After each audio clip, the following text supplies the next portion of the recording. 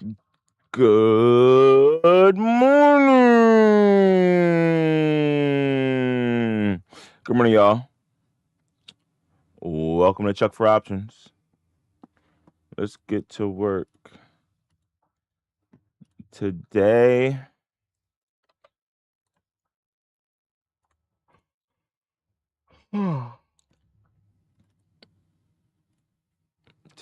we are going to stay vigilant. It's expiring. All right, you know what? I'll be right back. I think it's like a nervousness thing. I have to use the restroom.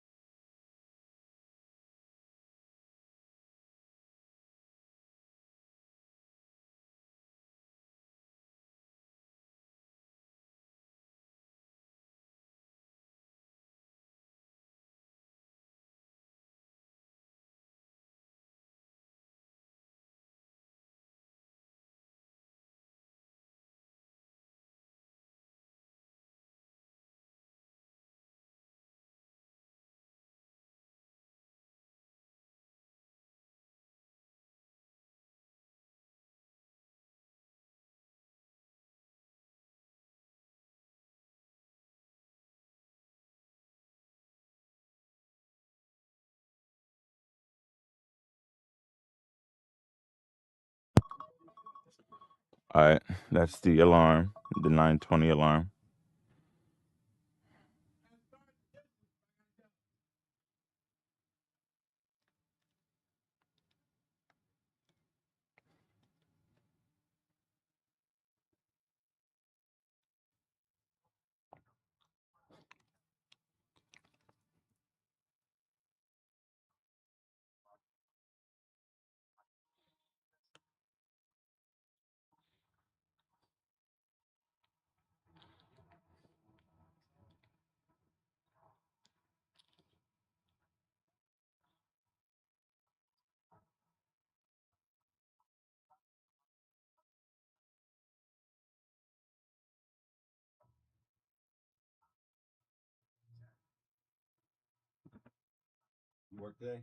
I'm right now.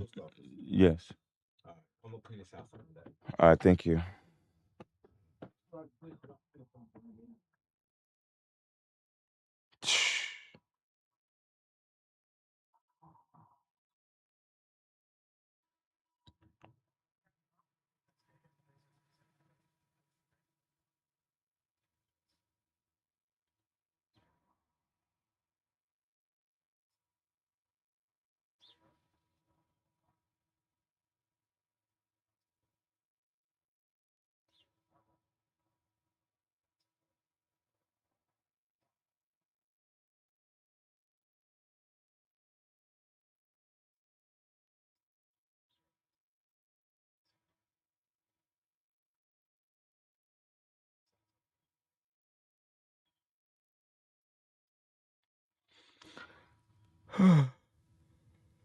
Oh, 1,000.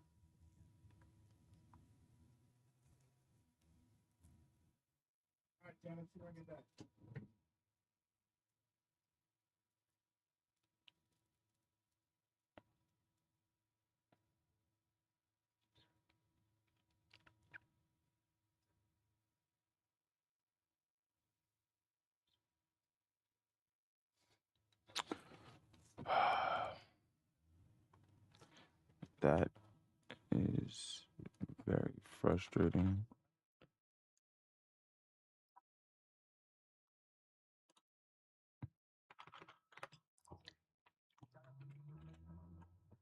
$7.12.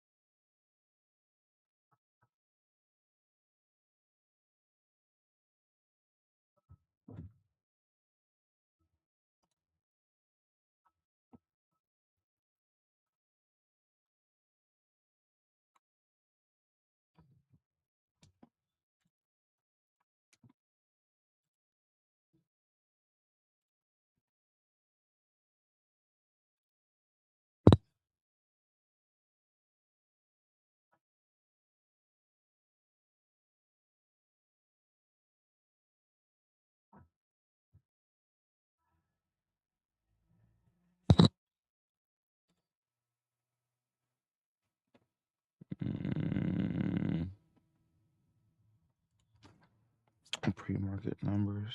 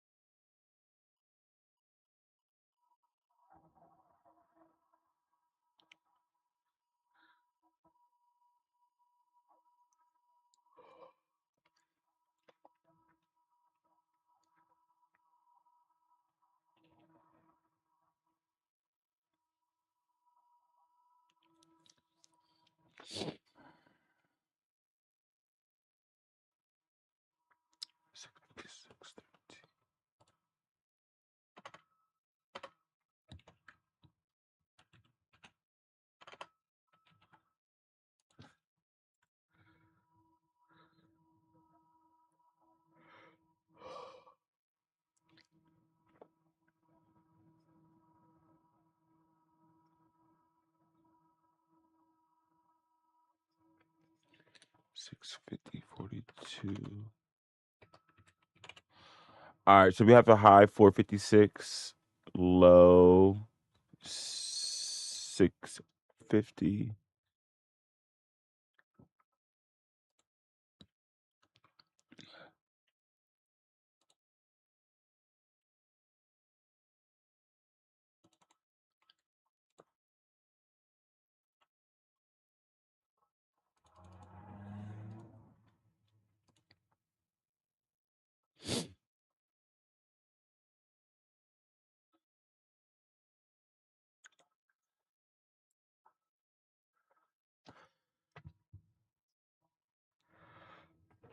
Oh.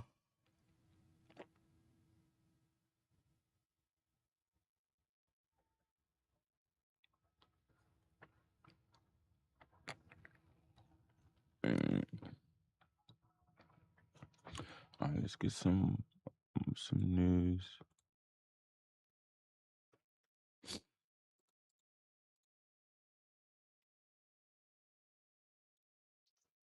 Oh, we got some emit.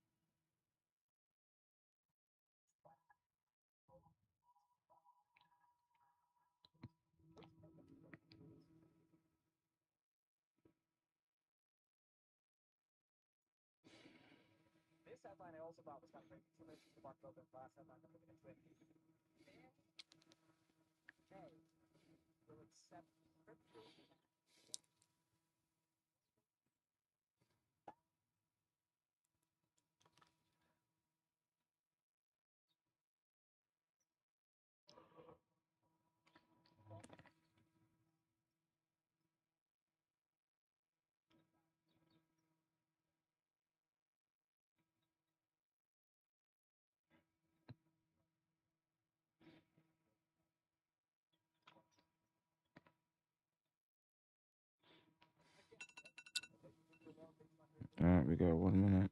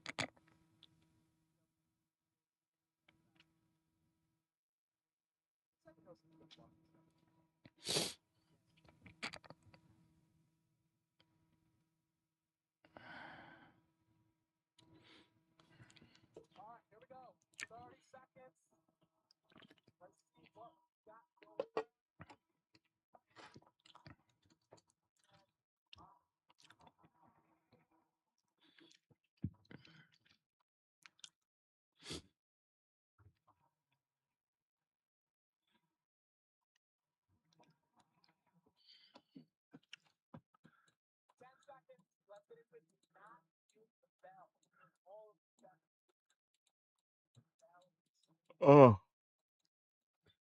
big gap down. All right, let's get it. Ding ding.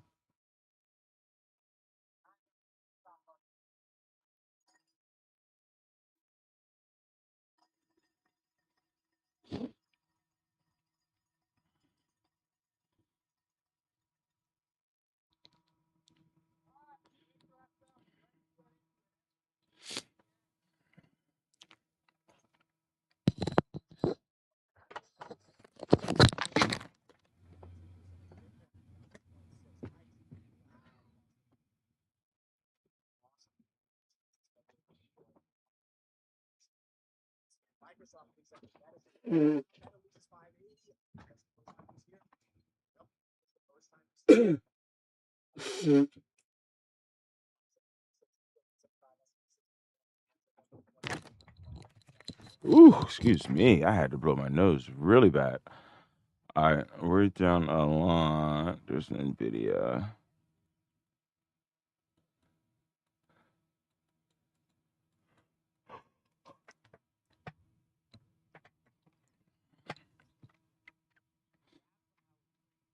All right, let's see what they're going to do.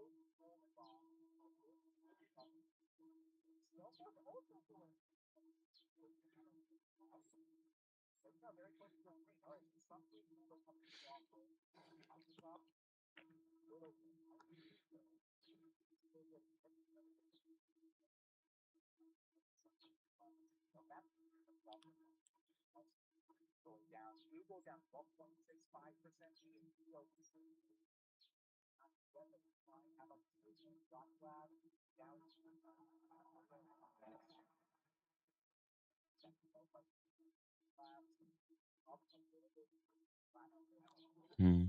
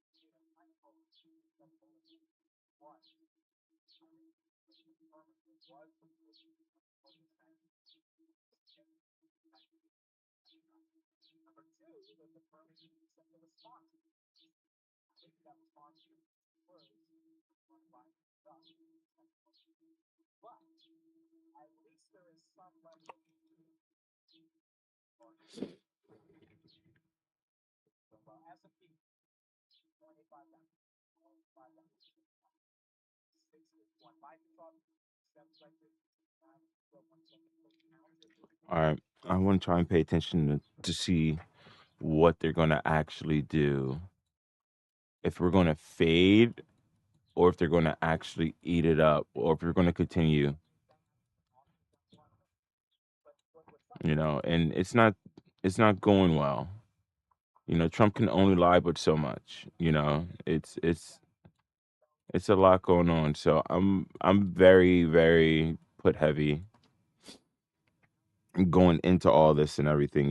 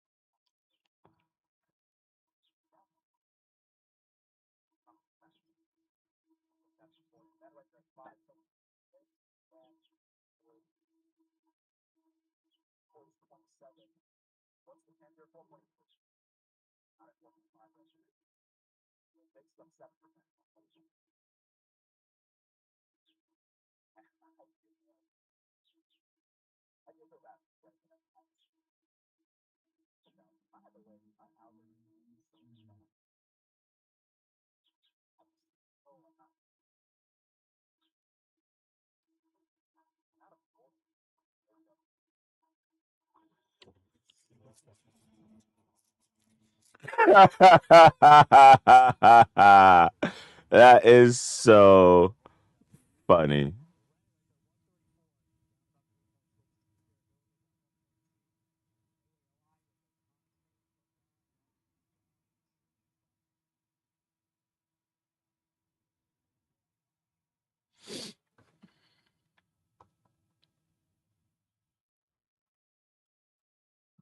Yeah, that silver move is crazy.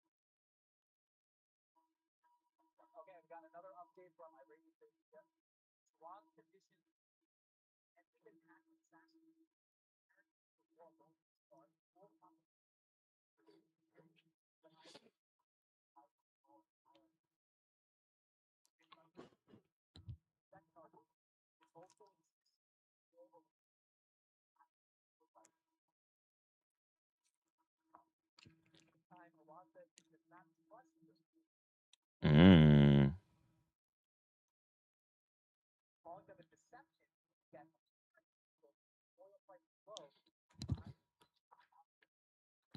that's exactly what they're doing.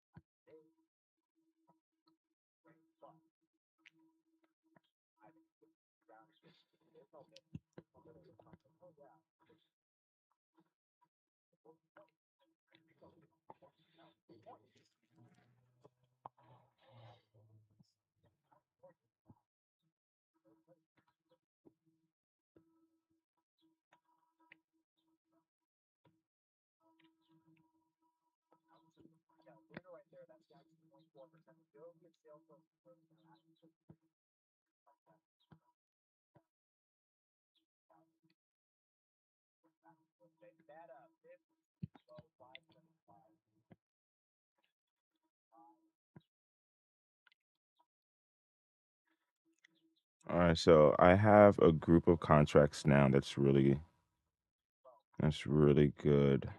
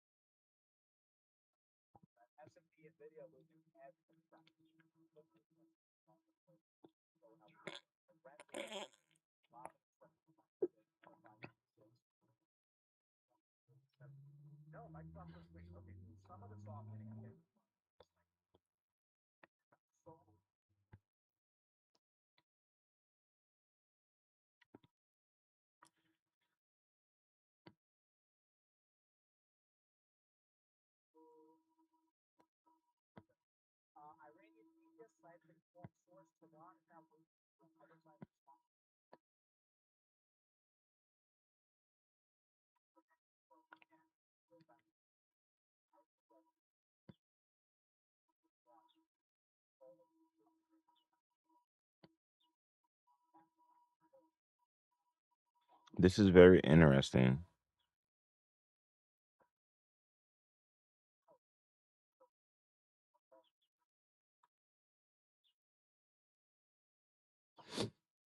This is very interesting. How?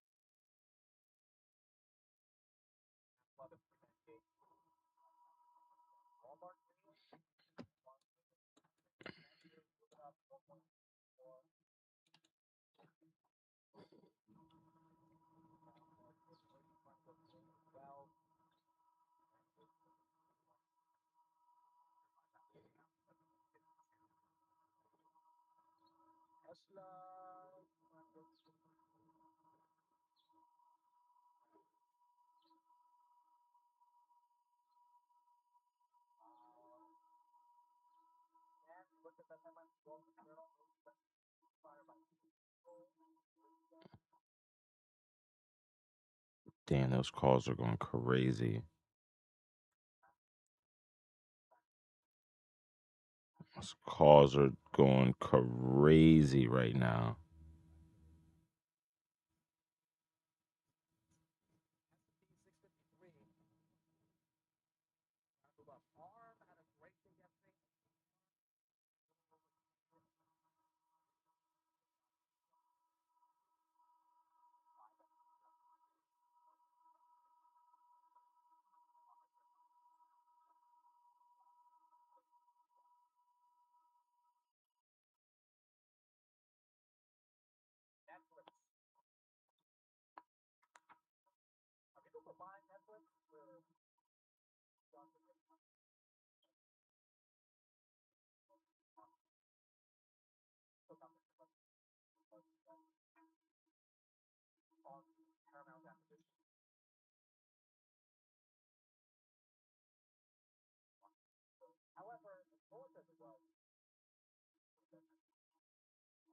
Mm.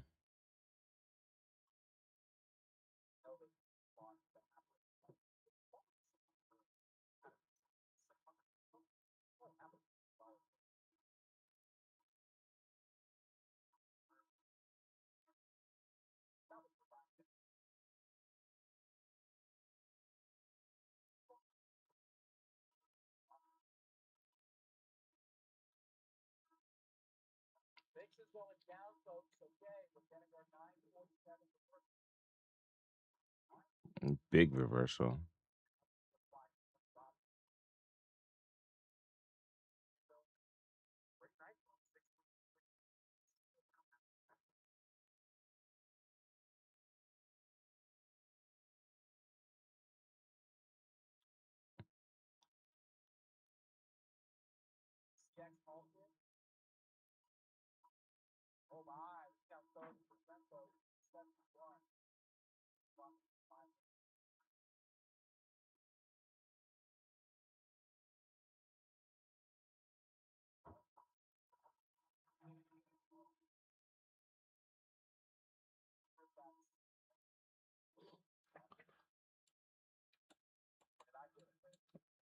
Wow.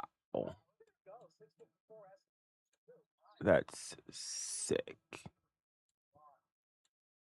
We're going for that. You see, now this is the whole gap fill right here. This is the immediate gap fill.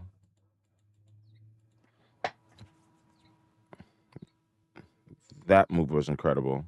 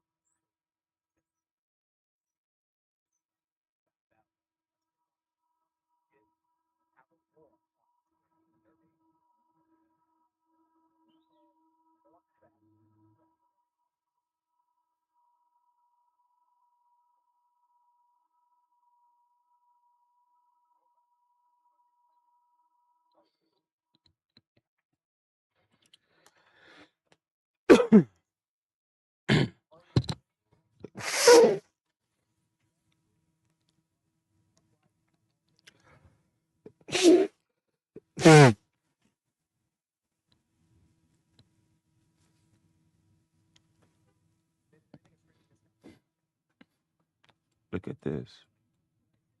Nvidia didn't even really even go up there for that. But SPY, on the other hand, and more VIX crush.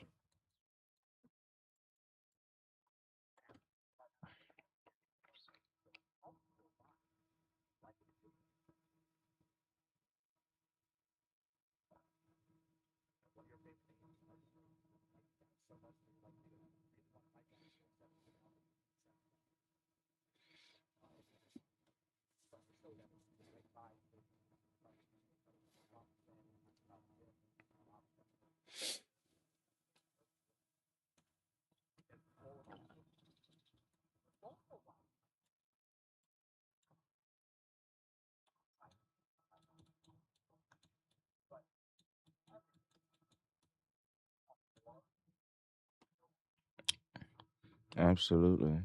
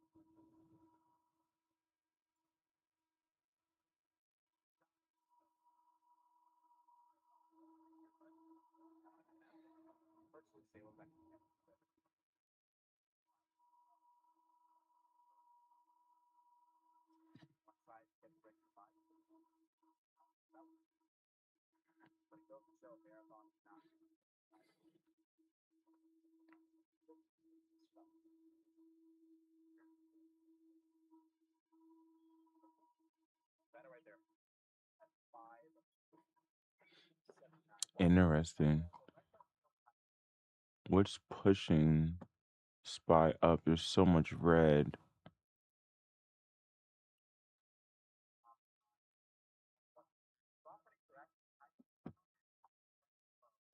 Apple, maybe.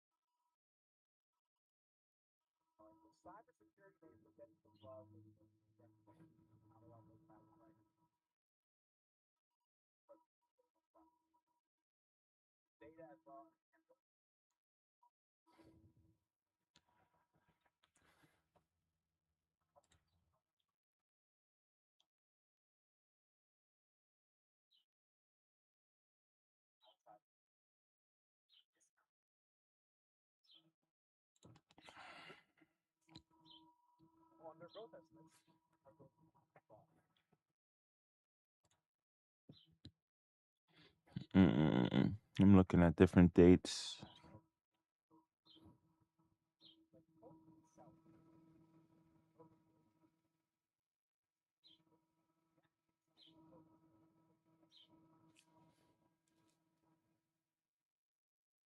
Hey, big guy.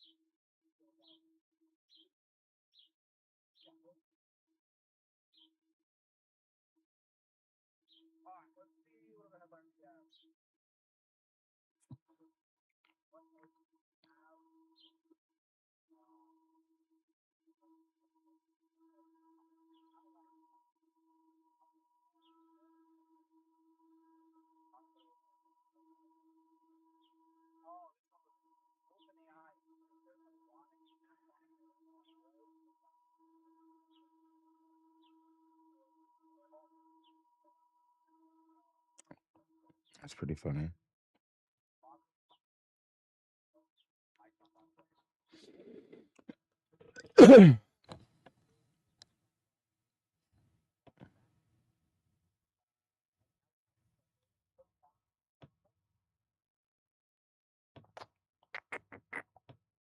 What's up, Samba?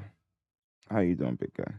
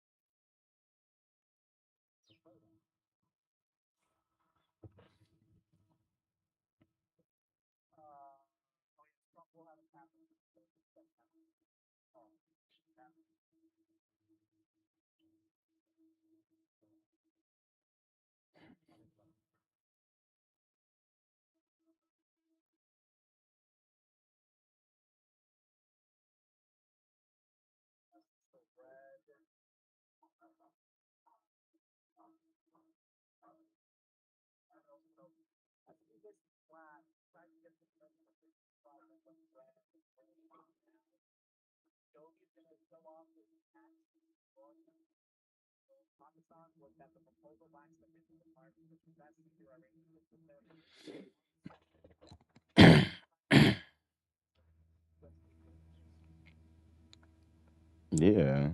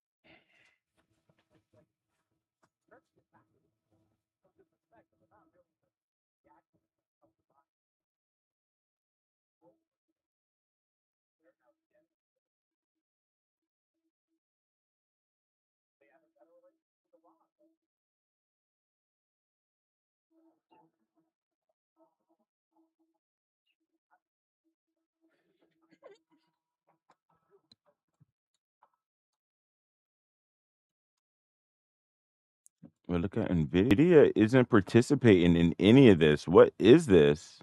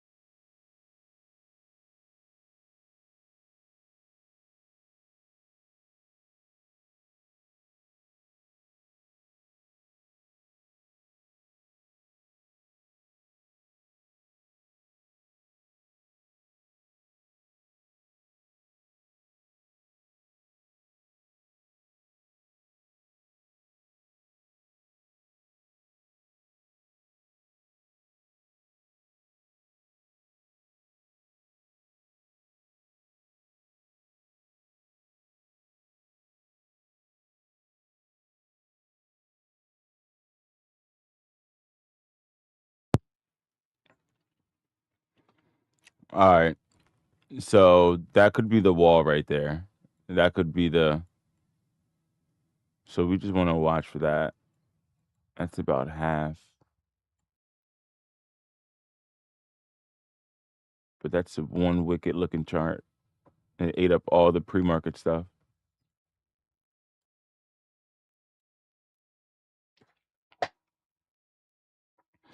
All right, and Trump comes on at like 11:30, I believe. So they may chill out until then.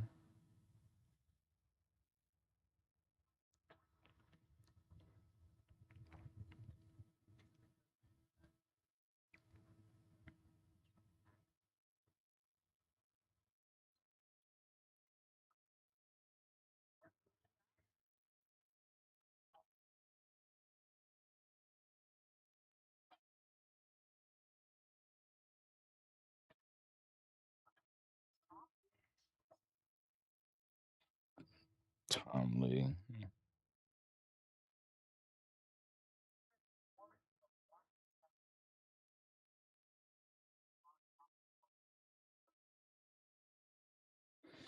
All right, so what are they doing?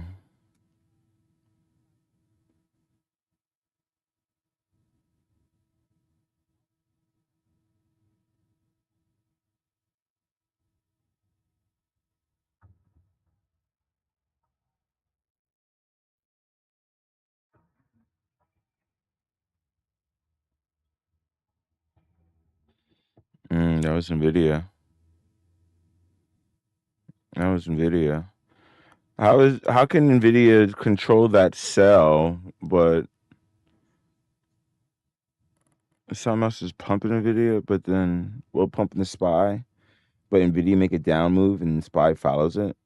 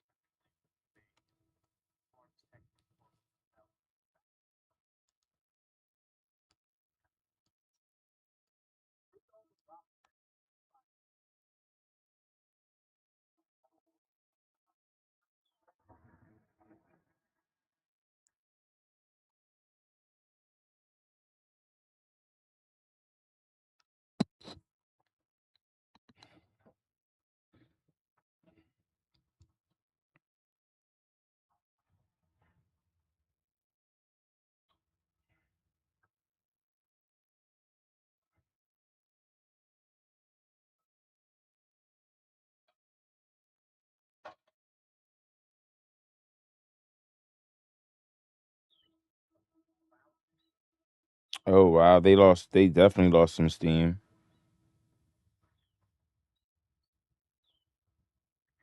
Yeah, they definitely lost some steam. But still up. They did really good though.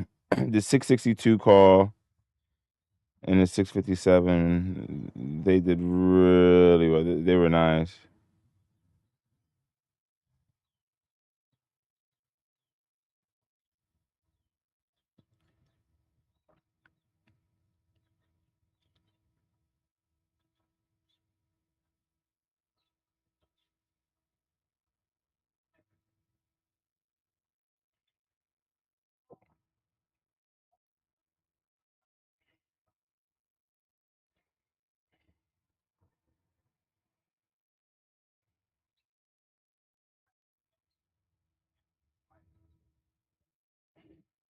Mm, mm, mm, mm.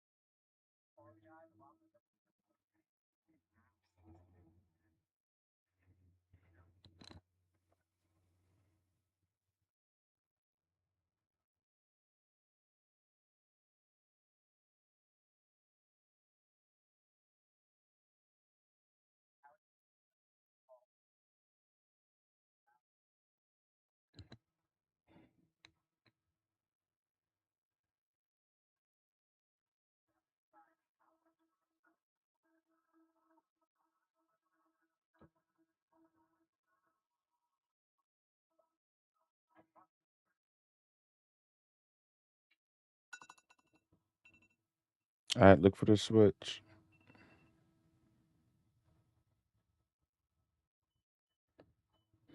All right, and what do we see? We just got a new high a few minutes ago, but we're at a ceiling about $2 to $3 more to close that gap and to the upside.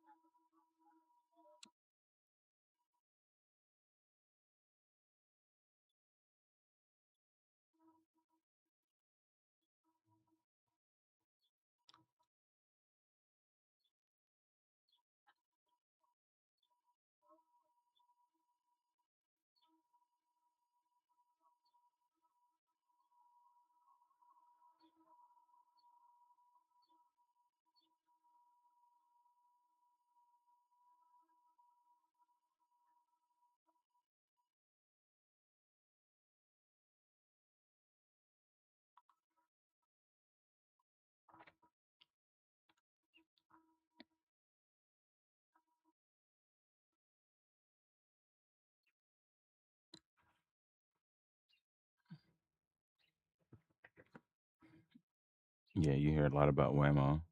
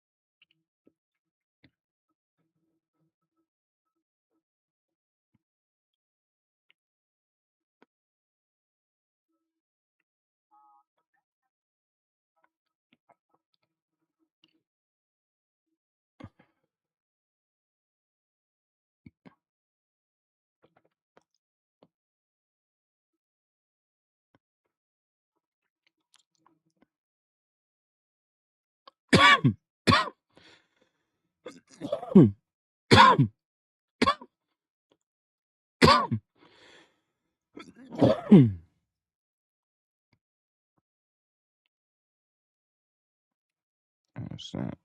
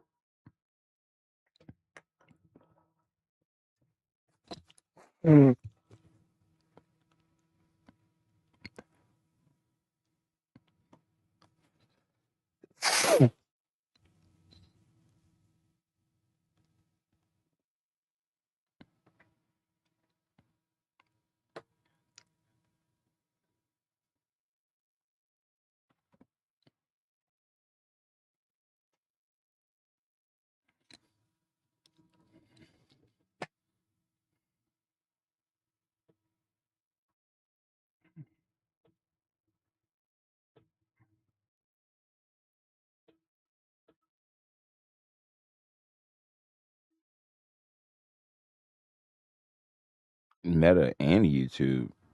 I heard about that yesterday. And TikTok and Snap.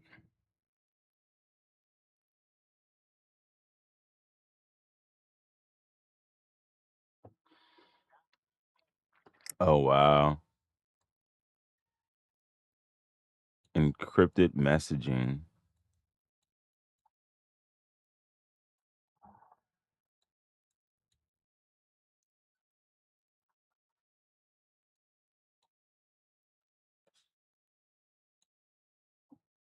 Oh, Meta ordered to pay 375 million to New Mexico. That's crazy. They're going after engagement features. Let's put Meta up right here. That's crazy. So ever since 10.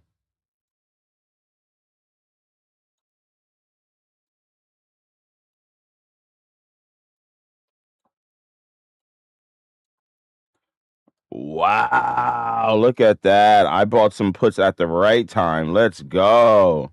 Damn, I should have bought more. I bought a good amount, but damn.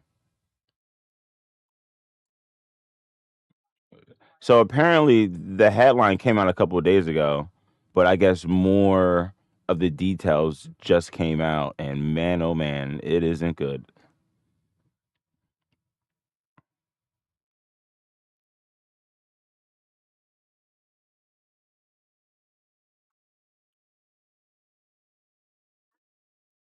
Uh, wow. I just sold some contracts for principal, and oh my god, ugh, I should have waited. Ugh, ugh, ugh, ugh.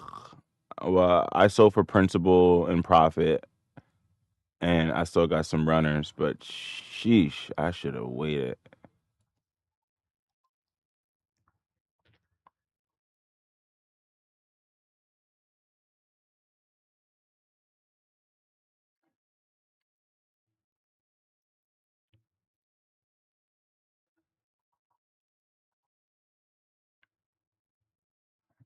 Mm.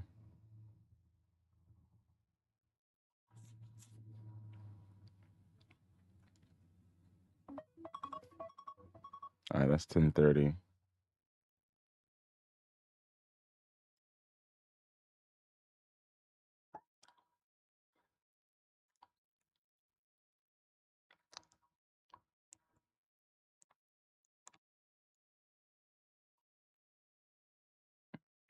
Is this thing really going to go down some more?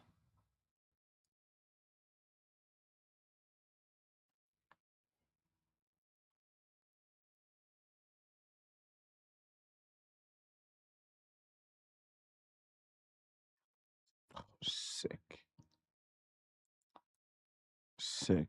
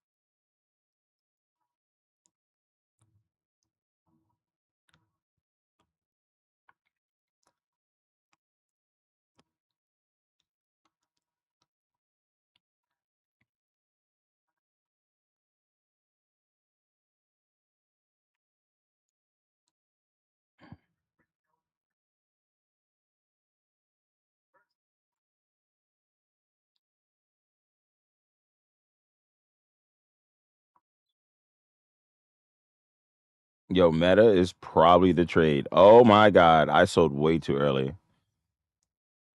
Oh my God. I sold way too early.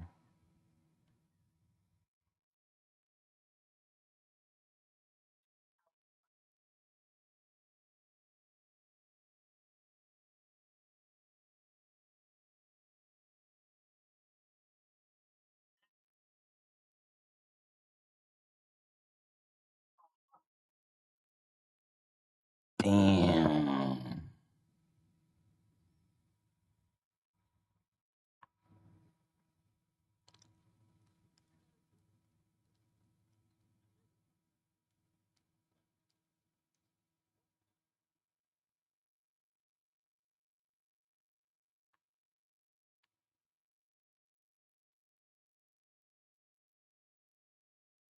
That Meta trade. I wonder, is it over?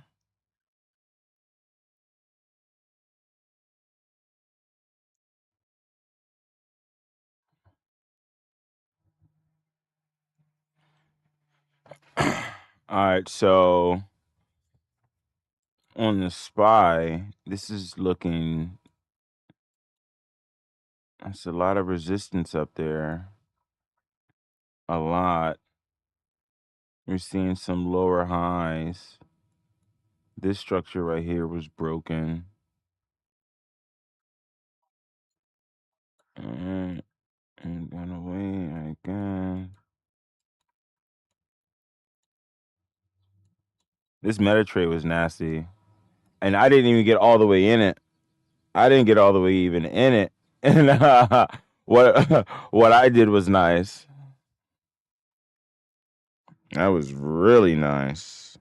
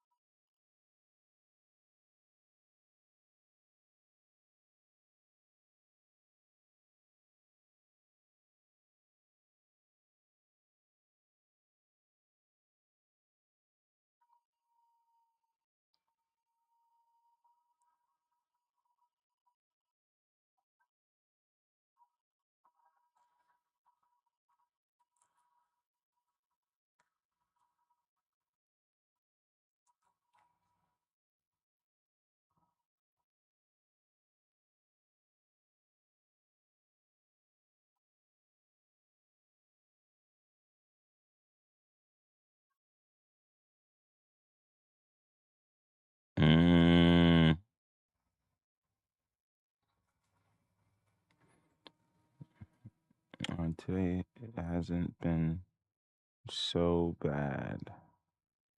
I wish I would have caught more of the upside on the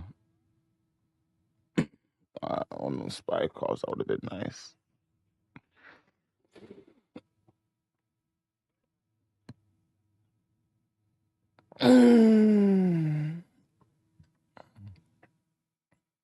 Yeah, Meta wants to lose that.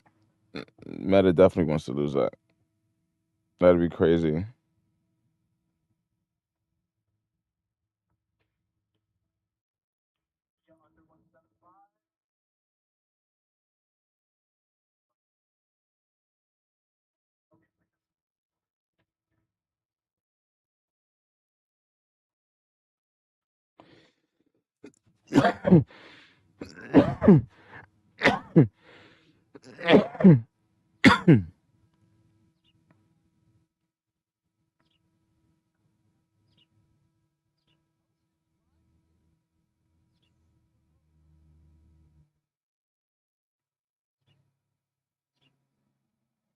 And Trump's live.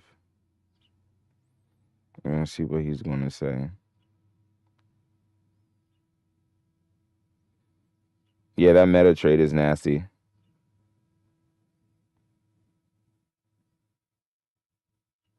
That meta trade is nasty.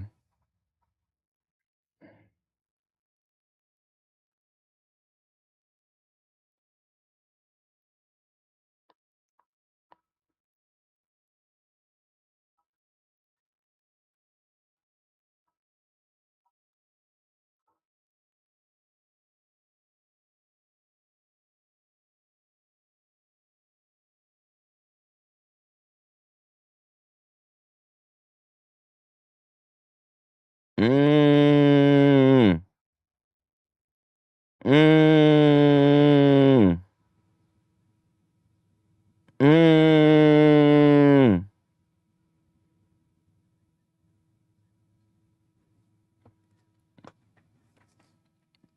App loving too. Where's Meta? Meta's right here, 4%.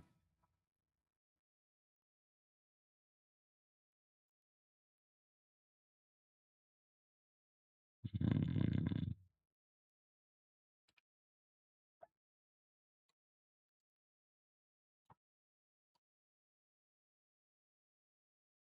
Look, Nvidia faded all that gap all day.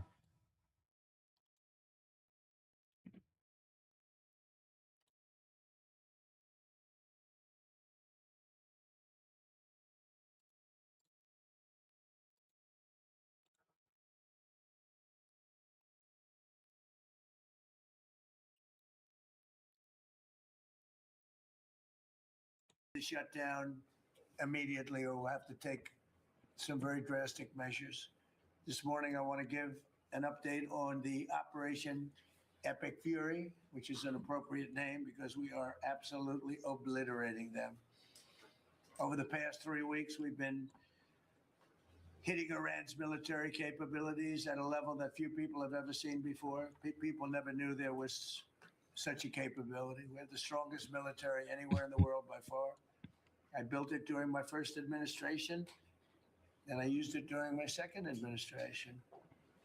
Unfortunately, because I'd rather not have to use it. But it's a display of force and precision and skill like nothing the world has really witnessed, although you get a pretty good witnessing of it in Venezuela also. And that was a smaller version of what we're doing now. We're crushing their missiles and drone stockpiles, destroying the defense industrial base. We've wiped out their Navy completely. We've also destroyed a lot of the factories. We're continuing to do that, but a lot of the factories where they manufacture the drones and the missiles, the drones too are way down. But the reason they're down is they go one way and they don't come back, because for the most part we're shooting them down. But we also are able to, we've really done tremendous damage to the places where they make them. And just so we set the record straight, because I've been watching the Wall Street Journal's fake news and all these stories that get printed like, oh, I want to make a deal. They are begging to make a deal, not me. They're begging. So usually, apparently, this. I don't know if we'll be able to do that. I don't know if we're willing to do that. They should have done that 4 weeks ago. They should have done it 2 years ago. or they should have done it when we first came into office, because 2 years ago they had free reign under Biden. Sleepy Joe, worst president in the history of our country. What he allowed to happen to our country at the borders, and even with a thing like this.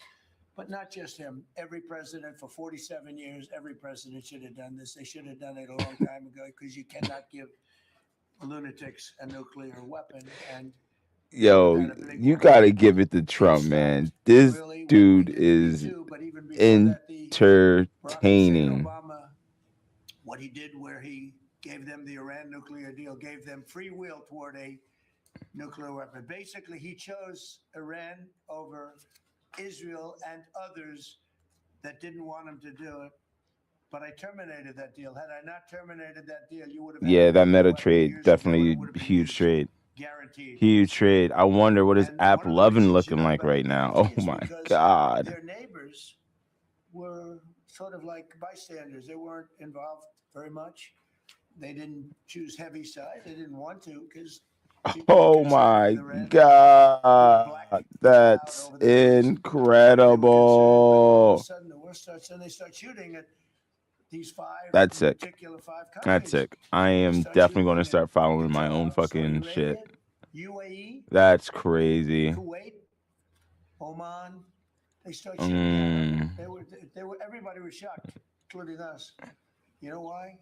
Because you know, I'm definitely. Oh my God, Meta. And some of those. Yo. Even started this process. They were locked. Yeah. I'm so happy I didn't sell. Oh my God, I'm so happy I didn't sell. So easy. So right now their navy is sunk in the largest elimination of a foreign navy that has taken place, maybe ever, but certainly since World War II. Today's a lot better. Air Force is gone.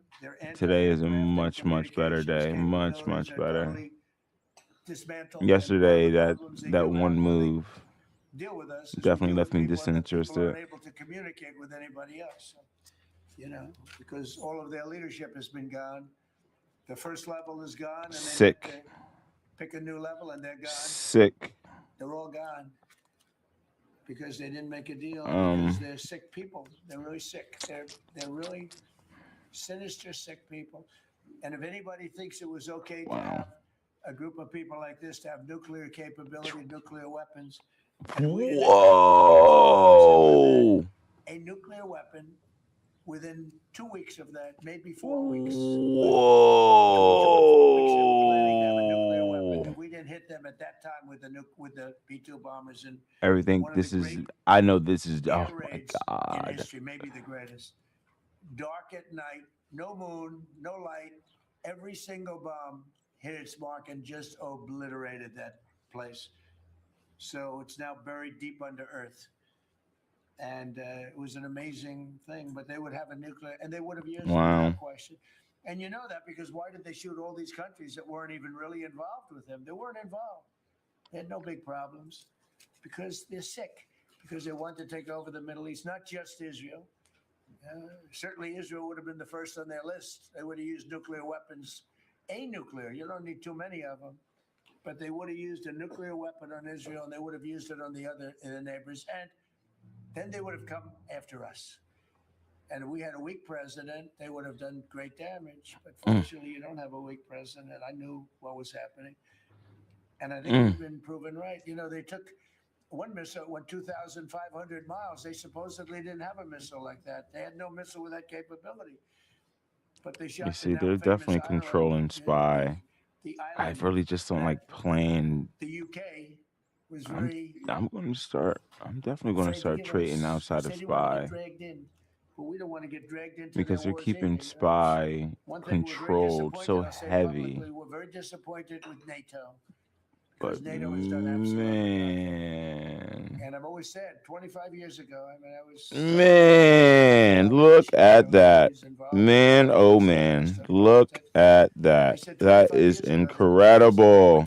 But more importantly, that will come to their rescue. Market's going down, Nvidia getting dumped, so market's obviously not liking what they're hearing right now. Dude. And I want you to remember that we said this. Oh, They would let's come to our go. I bought rescue. those Now they all want to help at when the they're bottom. No, not annihilated. The even other at the side is bottom. Now, oh my annihilated. So god! we'd love to send ships. We Wow. actually made a Well, statement.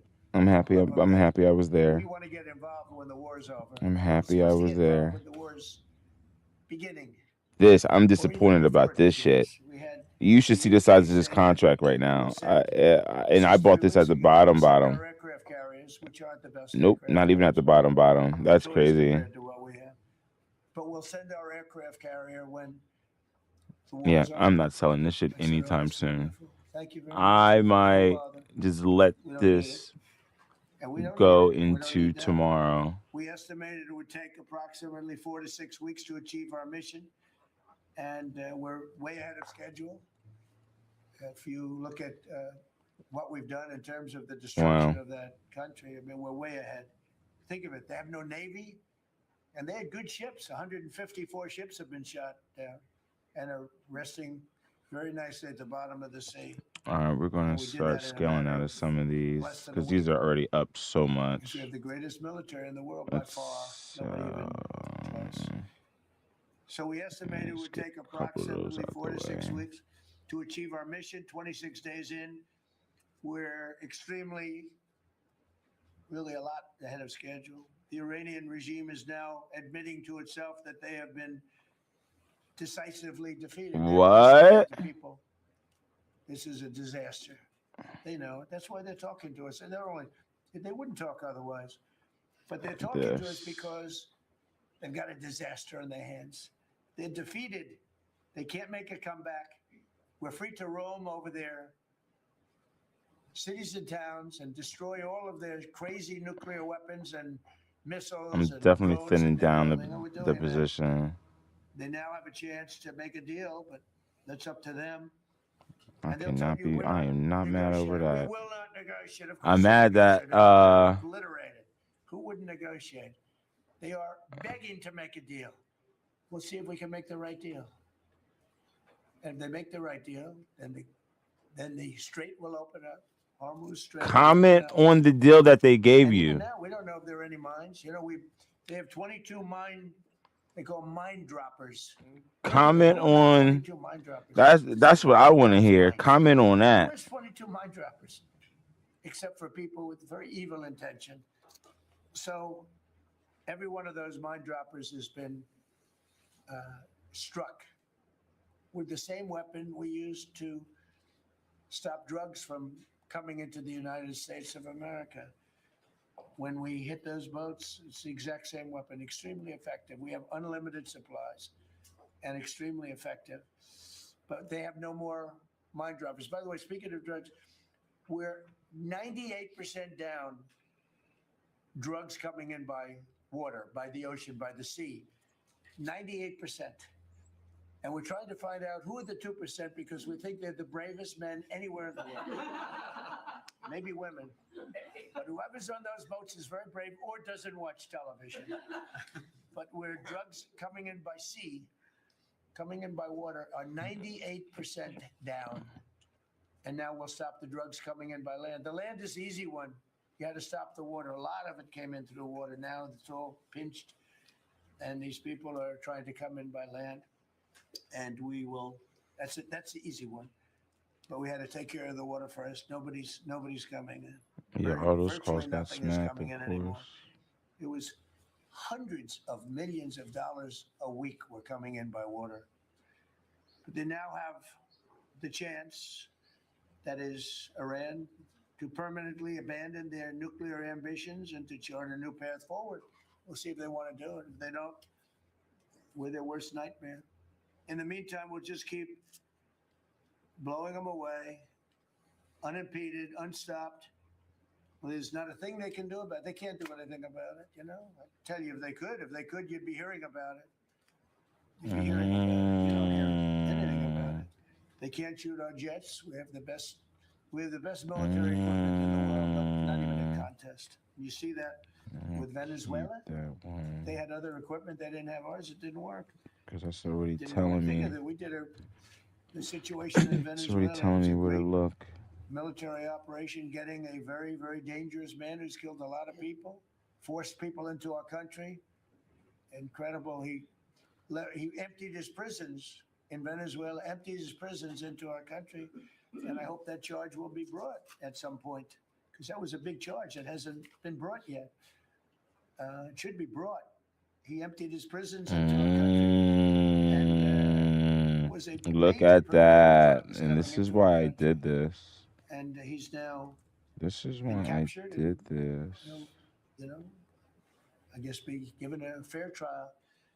But I would imagine there That's are other actually trials all coming money right because there. they've That's really actually sued him all just at a money right fraction of the there. kind of things that he's done. What did Other we open at? cases We are going to be brought, opened as you at probably know. In the 651. meantime, with Iran, we're going to keep. The reason the 97. markets are getting hit so hard right now is because even though Trump is saying we're going to have to 97 come to a right deal here. and the Iranians want a deal, the markets are just not believing it right now. They believed it over the past couple of days with the ceasefire stuff. They are not believing every word he says, which is that the Iranians will get to a deal because we've obliterated their military. As of now, the markets are like, no, we don't think that's the case. And if there's more escalation, then they don't believe in the ceasefire, stocks go down. Doing what we've been doing, and Shit. nobody's a match for the United States, but they're not. Well, I'm here for the for it. United States. It's I'm here small for all potatoes. of That's that. why I'm so disappointed in NATO, because this was a test for NATO. This was a test. You can help us. You don't have to. Today was a payday. If you don't have, if you don't do that, we're Today going to was a remember. payday. I'll Just take it. remember this in a number of months from now. Remember my statements. I will take it. They have an expression, a great expression. Never forget. You can never forget. So as we end threats to America abroad, we're focused. They're actually here selling for at home on 22 building the cents. greatest Let me see if I can get it economy off for 22 this year in the cents. world. That'd Now, be before sick. this started, the Dow hit 50,000. The S&P hit 7,000. Both of those achievements were not achievable. Every one of you, most of you, I guess, said you'll never hit 50,000 during a 4-year period because it was too high a number. Well, we hit it in our first year. And I said, well, now we have to take it in straight to Iran. We have to stop this maniac. It took me a little while, but I figured it out. Wasn't so It took me a little bit. with us. It's very sad. But we have to stop him. It took me a couple of days to really understand the market and everything. I mean, they've also been throwing a lot of wrenches out there too, but frankly, I thought the oil prices would go up more, and I thought the stock market would go down more. Hasn't been nearly as severe as I thought. I think they have confidence in maybe the American president and maybe the people sitting around this table. But Americans filing their taxes this year are receiving record-setting refunds. It's been a very big story. Well, that was not bad. I thought I would see more. I thought I would see more. Going to that downside. All right, so Trump admitting he wow, thought those oil meta puts are prices definitely would go going up more, and the stock market would go down more. But he's surprised that it's not as bad as the S&P gets close to its intraday low. Okay. About it, because if I speak about it, at least people here, you don't write about it. Wow. You don't write about the drug prices going down. It'll be going down 30, 40, 50, 60%, 70%. There we go. Favored nations. Good stuff. Called most Good favored stuff. nations. We're going to be paying the lowest price anywhere in the world. Wow, that thing's going to probably pop for 22 cents. Bobby, right? And now we're going to pay the lowest price. Wow. That's quite a difference. It's a difference of from 40 to 70 and 80 and even 90%. That's a pretty big difference. But we're slashing regulations. You're going to go down more, Meta? From all over the world. Another leg? It looks like it wants to go down another leg. History has been put into our country in the last year. And again, we had to take a little detour. Won't be long. Going to end soon. We had to take a little detour, go to Iran, and we had to put out a fire. Very dangerous fire that could have blown up big portions of the world, if not the whole thing. So tomorrow we'll be announcing a variety of actions that we're taking to support American farmers, who we never forget. We love the farmers. We gave them $12 billion out of tariff money. We had a tremendous amount of tariff money come in, and we continue to have. We've gone, as you know, the Supreme Court gave us a very unfortunate, foolish ruling, a ruling that gives the people that have ripped off our country for many years, gives them some money back. It's one of those things. It's a terrible, terrible, horrible mistake they made, but it's okay because we have another method that's just as good. We'll use the other method.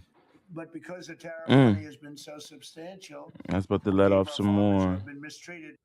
Okay, so we'll get back to Trump in a little bit. That Well, I'm gonna find Trump.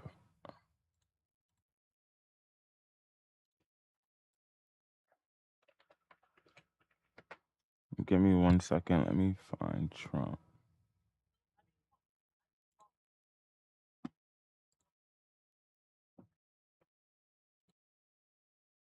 When I tell you who, you're not even going to believe it. He said, he gave you such a nasty hard time, but you're doing great. And then Steve is going to speak, and Scott will speak last. And if we have any questions, we'll take some questions. You may have questions. So, JD, please. Yes, sir. Well, thank you. It's good to see everybody. Proud to be Look at part that of this dumb team. laugh. Proud to be serving the president of the country. Let me just say a couple things. The first of all is the That president dumb, summarized goofy this laugh. very ably. But look, the Iranian conventional military is effectively destroyed. They don't have a navy. They don't have the ability to hit us like they could have even a few weeks ago. And what that does is that gives us options, Mr. President. Now, there's been a lot of reporting about diplomatic options. Damn, we ate off Meta today. Pete and his team. We definitely ate off Meta's carcass. We didn't have when the president took over just a little over a year ago. We got some of that carcass meat. To use every tool at our disposal to ensure that Iran doesn't get a nuclear weapon. Because when I say options, I think it's important the American people know options for what? And it's options to ensure that Iran never has a nuclear weapon. Why are you saying that word? To walk into a crowded supermarket and have a vest on, and they blow up the vest and a couple of people get killed, and that's a terrible tragedy. What happens when what's on the vest is not something that can kill a couple of people, but can kill many, many tens of thousands of people? That is the most important American national security objective that exists for any administration at any time, is you don't want the worst people in the world to have a nuclear weapon. That's why the president is doing this. That's why the president cares so much about this particular issue. He gave him the Steve talk signal. a little bit about the He gave him the details of the signal negotiation, but, options. the last thing I'll say before I turn it over to Marco is I'm very mindful, of course, that we have a lot of folks overseas fighting very ably for the United States of America. I know Pete and the whole team, we're very proud of them. I don't want to let go of this meta trade. At I a want to keep time this meta trade. where, we're about to enter as Christians the most important week of the Christian calendar, the Holy Week that celebrates the return of Jesus Christ to Jerusalem. And so I want to say to all of my fellow American Christians, but particularly those serving in the Gulf, that I wish you all a very blessed Easter, a very blessed Holy Week, and we continue to stand behind you and continue to support you Yep, every it's step starting to of the way. tick. Thank you, sir. They're ticking back up. The most important job any president has is to keep the American people safe. And every president says it, but we have a president that means it and does something about it. As the president outlined very clearly to the world on the night this operation began. Yo, when Iran Trump has get out of been at war with the office, United States for 47 man, years. my 47 trading years is Iran has going to been killing be Americans just and so attacking top Americans notch. across this planet. And other presidents had an opportunity to do There's something going to about be it. no And they were drawdown worried about how days, Iran just was straight, dangerous, but they refused to just act. And this fat president's not up, someone just that's gonna fat refuse to act. percents. He's My not going God. to leave a danger like this in place. He's going to address it, and that is what he's doing. From the very first night of this operation, the president made it very clear. People like this, and now what I'm talking about is not the people of Iran. The people that run this country are radical Shia clerics. These are religious fanatics. Look what they are doing now. At their weakest point, this is the weakest Iran has ever been, and look at what they're doing. They're attacking embassies. They're attacking hotels. Imagine what these people would do if they had a nuclear weapon. That is an unacceptable risk for the world. By the way, the president's not just doing a favor to the United States and to our people. This is for the world. He defined very clearly on the first night of this operation what the goal was. We were going to destroy Iran's navy, and that is happening. We were going to, if it hasn't already happened, I'll let Pete speak to the specifics of it. We were going to destroy their missile launching capabilities. We're well on our way to achieving that goal. We were going to destroy the factories so they couldn't make more missiles and more drones, and that is moving forward. Every single objective the president clearly laid out on the first night of this operation is being effectuated. Again, Pete will speak to the specifics of it. This has been an incredibly successful operation. Every day, it may not get covered because, you know, we're unlike them. We're not bombing embassies and hotels. We're hitting military targets. But every No, day, you blew up a little the girl's Department of War school lets the drummer get wicked and killed for every 182 portion of Iran that has these military children. capabilities, and the results are going to bear fruit for the world. The world is going to be a safer and a better place when President Trump's mission here is achieved. And frankly, I think countries around the world, even those that are out there complaining about this a little bit, should actually be grateful that the United States has a president that's willing to confront a threat like this and not allow it to continue to persist. Because these people would have will been a kill as nasty many Americans as they have a chance trap. to do. And if they have a nuclear weapon, as the vice president pointed out, they could kill millions of Americans in the future. And that is a risk that was not going to continue to exist as long as we had this president. Thank you, Marco. You know, it's very interesting because yesterday I was watching, is it Anthony Blinken, saying that they should have done it. But they didn't do it. Nobody did it. Nobody did it. For 47 years, Marco, that's the number, 47. I guess now it's 48 because we've been saying 47 for a long time. It's probably 48. But for 47, selling. 48 years. All right, I'm out the meta trade. What a trade. Awesome trade. Some are saying now that they made a big mistake in not doing it, but we're taking care of business. Steve Witkoff. I'm out the meta trade. Mr. President, it is my Wow, distinct honor we ate. That was to be a nice. member of your cabinet and to report to you and your team on our negotiations with Iran. Mr. President, you directed Jared and I to pursue a diplomatic resolution with Iran prior to Operation Epic Fury, which we did. However, it became quite clear during these meetings with the Iranian negotiating team that we could not make a deal that fulfilled your objectives of the following: no enrichment whatsoever, no chance of weaponizing whatsoever, decommissioning of Fordo, Natanz, and Esfahan, which you destroyed in Operation Midnight Hammer, no stockpiling of any material, which they flagrantly had violated, turning all enriched material over to us, and a cutback in Iran's missile inventory and range capability of those same missiles. Look Throughout at our that, my meetings with the God. Iranians, we heard the following from them. The Iranians have the inalienable right to enrich. Then we heard they They brought possess that enough bad boy 60% right enriched back material, down. That's 460 kilograms, to make sick 11 nasty. atomic bombs. Finally, we heard the following statement. They would not give up diplomatically what we could not win militarily. In other words, they were again miscalculating the success of Midnight Hammer, which was a total success. These are incontrovertible signs among many other signs, sir, that their regime had not given their negotiating team authority to make a deal required by you. We conferred with you and all the other members of your foreign policy team, Susie Wiles, Pete Hegseth, the chairman, Marco Rubio, JD, Scott Bessent, Chris Wright, John Radcliffe, throughout all of these negotiations, and we were repeatedly rebuffed on everything we asked for. I have no doubt that we exhausted all efforts on behalf of a peaceful resolution, as you directed. Jared and I both agreed that the Iranians were there to buy time until a weaker president arrived. This was a flawed strategy, as your clear direction was to never allow Iran to obtain a nuclear weapon today or any time in the future. Against that backdrop and our compelling military successes in Epic Fury, we have had multiple reach-outs from the region and others who want to play a role in ending this conflict peacefully. I can report to you today that we have, along with your foreign policy team, presented a 15-point action list that forms the framework for a peace deal.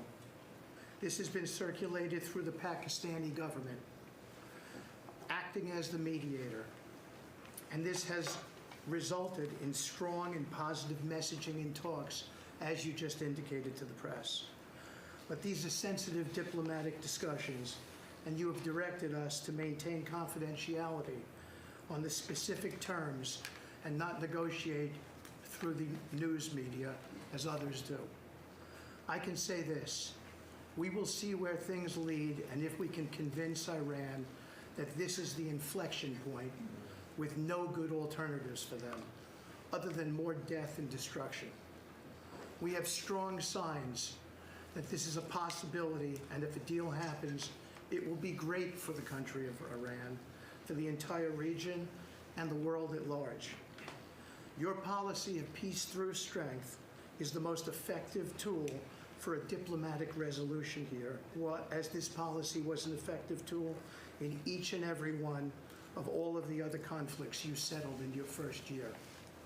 Iran is looking for an off-ramp following your powerful threat on Saturday. Your indications that you are willing to listen to peace proposals have been well received. You have instructed us that your preference is always peace, and that we should make that our priority. We have delivered that message, sir, along with the 15 points for peace. Finally, we have told Iran one last thing: don't miscalculate again. Good. Thank you very much. Good job. Doing a great job. Everybody around this table is doing a great job. Pete Hegseth, please. Mr. President. I'll start kind of where you left off, Mr. President. Thank you for doing the work of the free world and having the courage to step up and stop the Iranian terror regime from holding the world hostage. That's for legacy. Mr. President, you are acting now to ensure future generations do not have to live under the threat of a nuclear-armed Iran. However, you wouldn't know it if you listened to the dishonest hate Trump media, as you referenced. The folks here in the room, these cameras, they have a choice. You're either informing the American people of the truth or you're not. Because I hear it from my people every day. Behind every headline you write, there's a Oh no. here. And behind every news banner you write, there's a battalion on the move. And behind every fake news story, there's an F-35 pilot executing a dangerous mission. My message to the media is get it right. This actually isn't something new to me. I may be a young guy, Mr. President, but I'm not a rookie in this realm. In 2007, I helped lead the surge, the public fight for the Iraq surge. Stood and watched people stand in the Senate and declare the war is lost before it even started. Who was that? It was Harry Reid.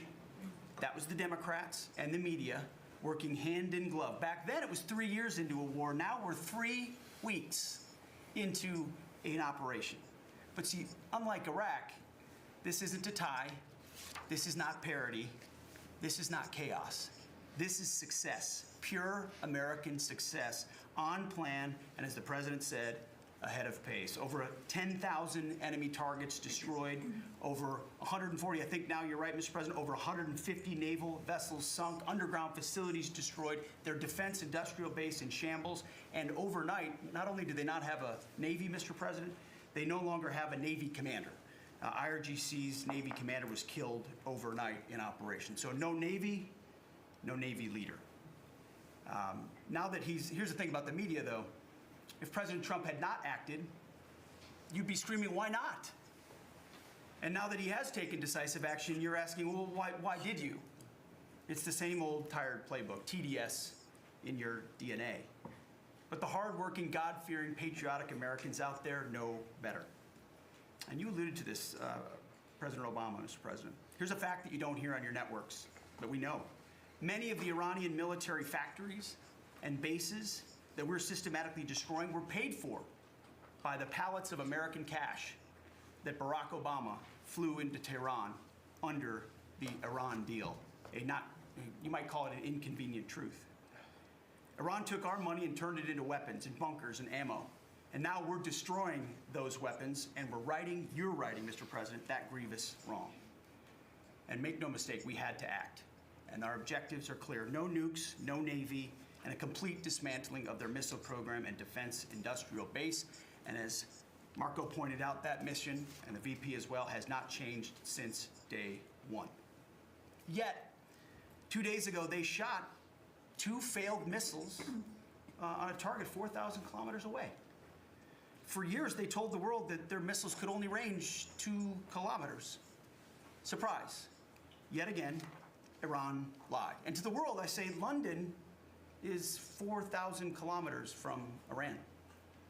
Washington, D.C. is 3,300 kilometers from Venezuela, another country President Trump did something about that partnered for a long time with Iran. So you're telling us that Iran is not a threat to the world or to the U.S. President Trump knows better. And here's what success actually looks like right now. You mentioned it, Mr. President.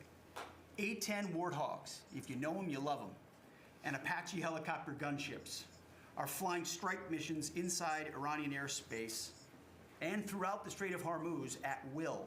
See, you only send these slow, low-flying, close air support platforms when the enemy has no meaningful air defenses left. Their presence is proof that Iran's air defenses are gone. Their command and control is shattered, their top leaders hiding in underground bunkers, while their mid-level commanders are being crushed in the field. The morale of their fighters plummeting, and we see that disconnect daily. They're privately admitting, as you said, Mr. President, very heavy losses. We know that. President Trump has given us a clear mission. Our capabilities are only going up and Iran's are plummeting. We are here to win, and we're full speed ahead. So, Steve, we appreciate your efforts.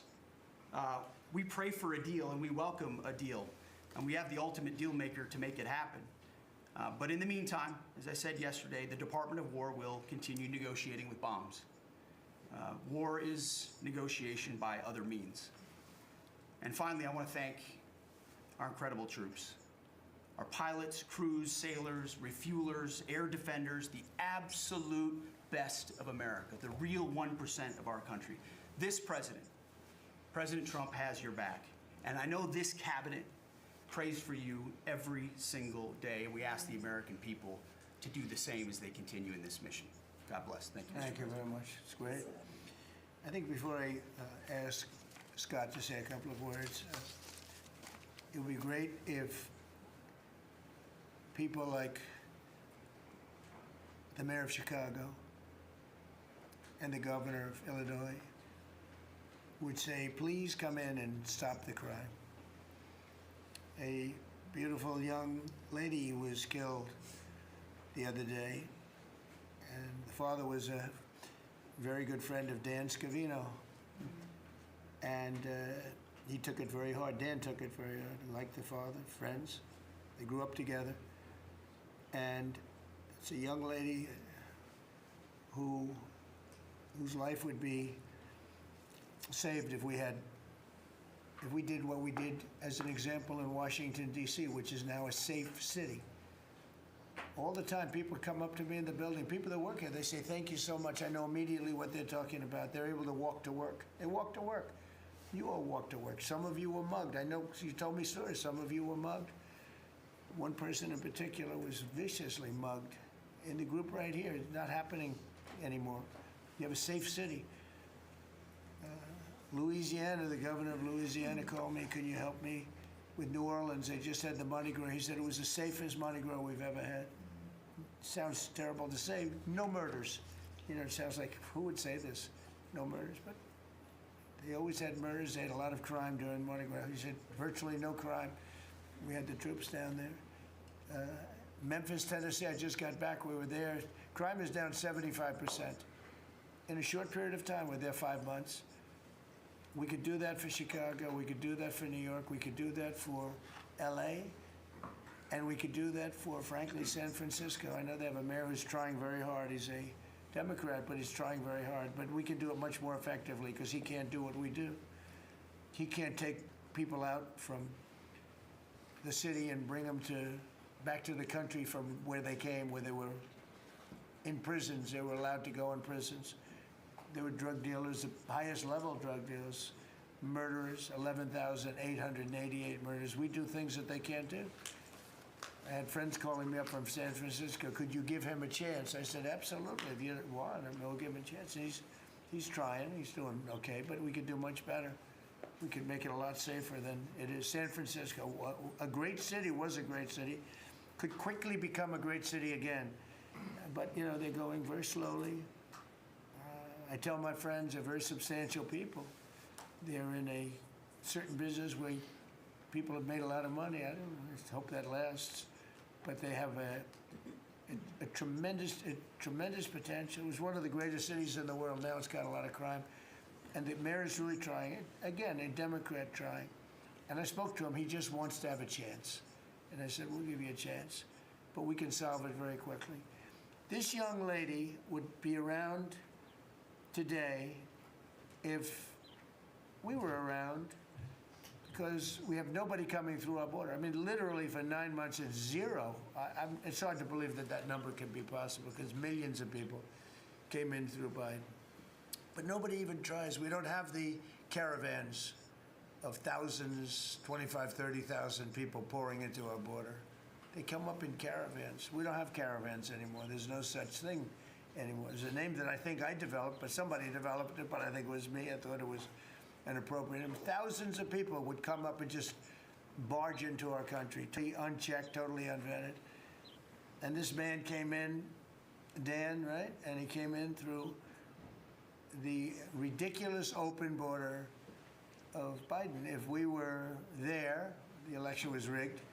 What are you going to do? Came back, big comeback. But if we were there, we wouldn't have had people coming through. It's amazing. You know, it's so easy now because everyone knows they're not getting through. We don't have any caravans. Once they know that, when it was easy to come through. When I heard that they had an open border policy, I said, boy, this is going to be, I couldn't believe it. But when it was actually, you know, it dawned on me because I had built 1,000 miles of wall, and we were finishing up some, and he didn't want to finish it up. I said, they really do want to have an open border. And we got it finished. But that young lady would be alive today. And she'd be alive for another reason, because we would have the National Guard in Chicago and in New York and in other places. And they love doing it. It's like training, to be honest. It's actually training. I never want to take them out of D.C. I mean, maybe somebody later on will do it, but I never want to take. You know, the people, they look, they say, we feel so good, we feel so safe. We see these beautiful, strong people, and they're so nice. They help. They open the doors for people. They carry bags. They pick up paper when they see paper on the ground. I looked at D.C. last night. I drove to make a speech, and I drove through, and I said, take me this way, take me that way. The city's clean. The fences are down. You don't have homeless all over your parks. I mean, we had parks. You couldn't. There was no room for anything else other than homeless. It's all clean and nice. And it'll be even more beautiful in a year from now. And we have some projects that are great. This ballroom is going to be something that's so beautiful for the city, so desperately needed by presidents. I mean, now it's no secret the military wanted it more than anybody. It was supposed to be secret, but it became unsecret because of people that are really unpatriotic saying things. But doesn't matter. Doesn't matter. It's going to be great. We're building an arc, a triumphal arc, which will be incredible for the city. Incredible. We're fixing up what was the Kennedy Center. You know, I was honored when the board changed the name a little bit. Actually, it shows that the Republican and the Democrats, they work together. It's really something we work together. I think it's a great symbol, actually. But we're doing a lot of work. That building's ready to fall down. It's in terrible shape. We're closing it. We're going to open it with a bang in less than 2 years. It'll come in under budget, ahead of schedule. That's what I do. It won't be like the Federal Reserve that's costing $4 billion or something thereabouts. Think of it, $4 billion. You know, it's amazing. I said to the group before, I said, everything I do, I get sued. I build under budget, ahead of schedule. I get sued over a ballroom that's going to be the most beautiful ballroom in the country, so desperately needed. You won't have to have tents sitting on the wet White House lawn. If it rains, you get wiped out, to honor the president of China or the president of France or the president of somewhere. You can have the greatest. We get sued by the National Trust for Historic Preservation. They don't know what they're doing. Then I just found out we got sued by that group and another group, I guess, on the fixing up of again, I'll use the old name, Kennedy Center, because they're not fixing up Trump Kennedy. It's going to be beautiful when you add the name Trump. But we got sued. And all I'm doing is fixing it up. We're fixing broken marble. We're putting on a roof because it leaks like a sieve. We're fixing steel that's broken. It's the same building, same exact building. We're fixing it's going to be beautiful. It's going to be so beautiful and safe. It's actually unsafe. You had some of those columns on the outside that were painted a fake gold. Now we painted them a beautiful white color, beautiful cream white. It's beautiful. Everyone said it's so much more beautiful now. Instead of a cheap, you can't imitate gold. See, I'm a gold person. It's all real stuff. You can't imitate it. Someday they'll discover a paint that will look like gold, and the guy's going to be the richest man in the world. But you can't imitate real gold. It just doesn't. That's 24 karat, which is what this building deserves. But think of it. I get sued because I'm fixing up the Trump Kennedy Center. We're going to make it gorgeous and safe. We're fixing new windows, new this, but just all fix up. I got sued by preservationists. But you know who they didn't sue? The man that took this beautiful Federal Reserve building. That's small, much smaller than the hotel I built. I built the Waldorf Astoria Hotel down the road. And it was a beautiful job for $201 million. It's bigger, I think, than the Federal Reserve building. And it's got rooms and bathrooms, and it's not like just an open office space, which is much cheaper to build. Think of this. I hear he's going to be over $4 billion for a little building. He doesn't get sued by anybody but me.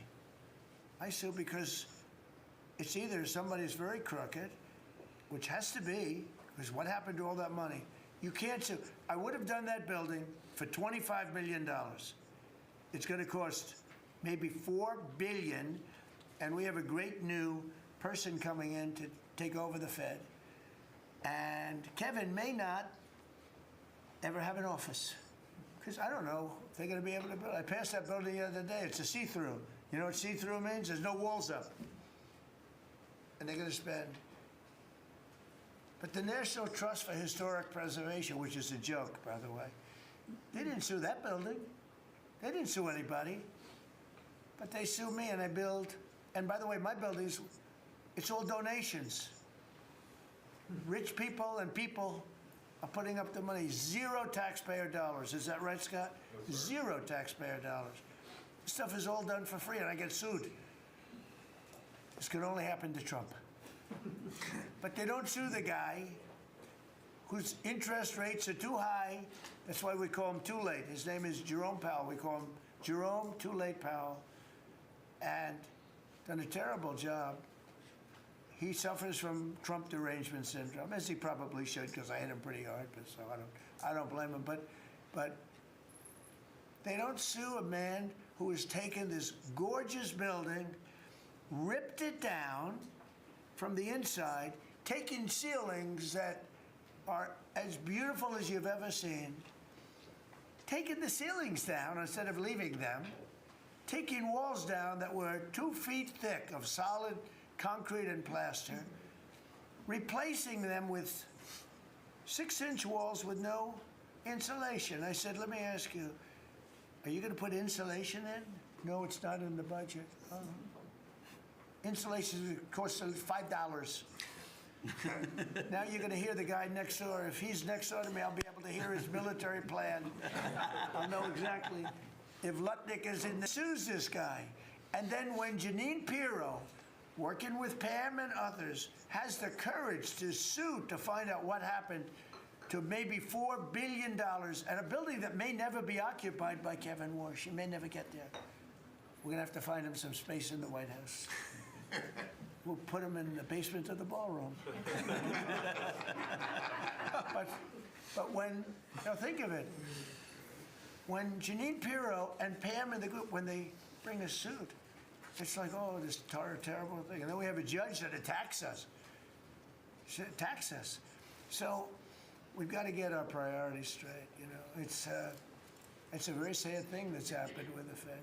And then just one other thing very quickly, you have Gavin Newsom in California Railroad. That's 100 times over budget. It's out of control. It was supposed to go from the middle of San Francisco to the middle of LA. Well, now it stops way short of both. It now goes into areas that nobody ever heard of.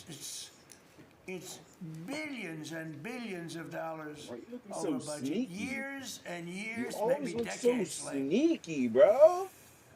And that's why we have a country that has a lot of problems. We have incompetent people. It's all people. Think of this: Federal Reserve. I would have had that building done for $25 million. I would, if I did it. It was up. Somebody else would have done it for more. So maybe 50. But you could have done that building if it was properly done and planned. You would have done that building for. I would have done it for $25 million, and it would be better. It would be better. See this pen right here? This pen is an interesting example. It's the same thing. So this pen is very inexpensive, but it writes well. I like it. But I can't have the pen the way it was. You know what it is. I don't want to give too much publicity, but they do treat me well, Sharpie. So I came here, they have $1,000 pens. And you hand pens out, you're signing and you hand them out, you're handing them to all these people. Sometimes you have 30, 40 people. And they were $1,000 a piece. Beautiful pen, ballpoint. 1,000, it was gold, silver, gorgeous. But I'm handing out to kids that don't even know what they're doing. What is this, Mommy? It's kids. They're getting a pen for $1,000. They have no idea what it is. And I feel guilty because I'm like, I'm by nature, I don't, it's the government. I love the government like I love myself economically. I want to save money. So I'm saying, this is crazy. And it had another problem. They didn't write well. So I take it out and I sign and there's no ink. And I got all you people looking and you say, there must be something wrong with Trump. And I'm signing and there's no ink in the pen and it costs $1,000. This one, I called the guy. I said, I'd like to use your pen, but I can't have a gray thing with a big S on it, saying Sharpie, as I'm signing a $1 trillion airplane contract to buy brand new fighter jets, brand new B-2 bombers, of which we just ordered plenty. I can't do that with the press. Use your pen, but I like the pen the best, but I'll sign it. I could do like Biden did, give it to somebody else to sign or an auto pen, or maybe sign it separately in another room, but I can't use your pen. He said, well, I can make it nicer. I said, what can you do? He said, I'll paint it black. I said, that's nice. And I can even paint the White House on it, sir, if you like, in gold. Almost real gold, not bad. And I can even do your signature, sir. And by the way, this was not staged. I just saw the pen sitting there. I thought of this as an example of how $25 million spent by me at the Federal Reserve Building would be a better job than $4 billion that they're spending. And one of the things that Kevin Warsh told me, he said they ripped down the nicest building. I don't know what building they're talking about. They ripped down a building, Scott, right? Kevin Warsh said it's the most beautiful building in Washington. He said the most beautiful space. They ripped it down. Why did they do that? I don't know. Do you know what he's talking about? Is it true? Yes, sir. They ripped it down. We have a moron at the Fed. Who wouldn't be lowering interest rates right now? But I want to thank Janine Pirro and Pam and her group for having the courage to bring this suit. And I believe More that the downside on contractor Meta. on That's that that's job crazy. He's probably one of the richest men in the country right now. I believe that it's not possible to spend that kind of money. $3 billion, $4 billion, nobody knows, nobody has any idea what it is. But it's over $3 billion, and it's probably going to be over $4 billion by the time they finish. And it may never get finished. Unless I take it over, I'll get it finished. But it can never be what it was. It's never going to have those beautiful ceilings. It's never going to Without have those him, it's never going to get walls. done. The walls were a foot and a half. It's not going to thick, get done solid right. Masonry. They ripped them down for no reason. And I just give you the story. And just to finish on this one, so I told that story to somebody and said, yeah, but it's not the same thing. I said, you're right. This one is better. It writes. So the guy said to me, you don't have to pay me, sir. I'll give them to you for nothing. I said, no, I don't want that. Let me pay you. I want to pay you. No, sir, you don't have to. You're the President of the United States. He was shocked. The head of Sharpie gets a call. I don't even know who the hell he is. He said, is this really the President? He said, no, you don't have to pay me, sir. This is such an honor. I said, no, More I downside. want to That's pay crazy. you. He said, what would you like to take pay? them. I said, how about $5 a pen? They said, I'll I said, take them. that's all right, whatever the hell we agreed to. Peanuts, as opposed to 1,000. And these were $1,000 pens, and we were giving them out. Sometimes, you know, you were there for signing. You said, "Hey, behind me, I'd give out 40 pens to people." Then somebody would say, could I have a couple extra? This way, I'd go like this. Here, you want 5? Here, take 5. But the bottom line is, they're better pens. It's a business story.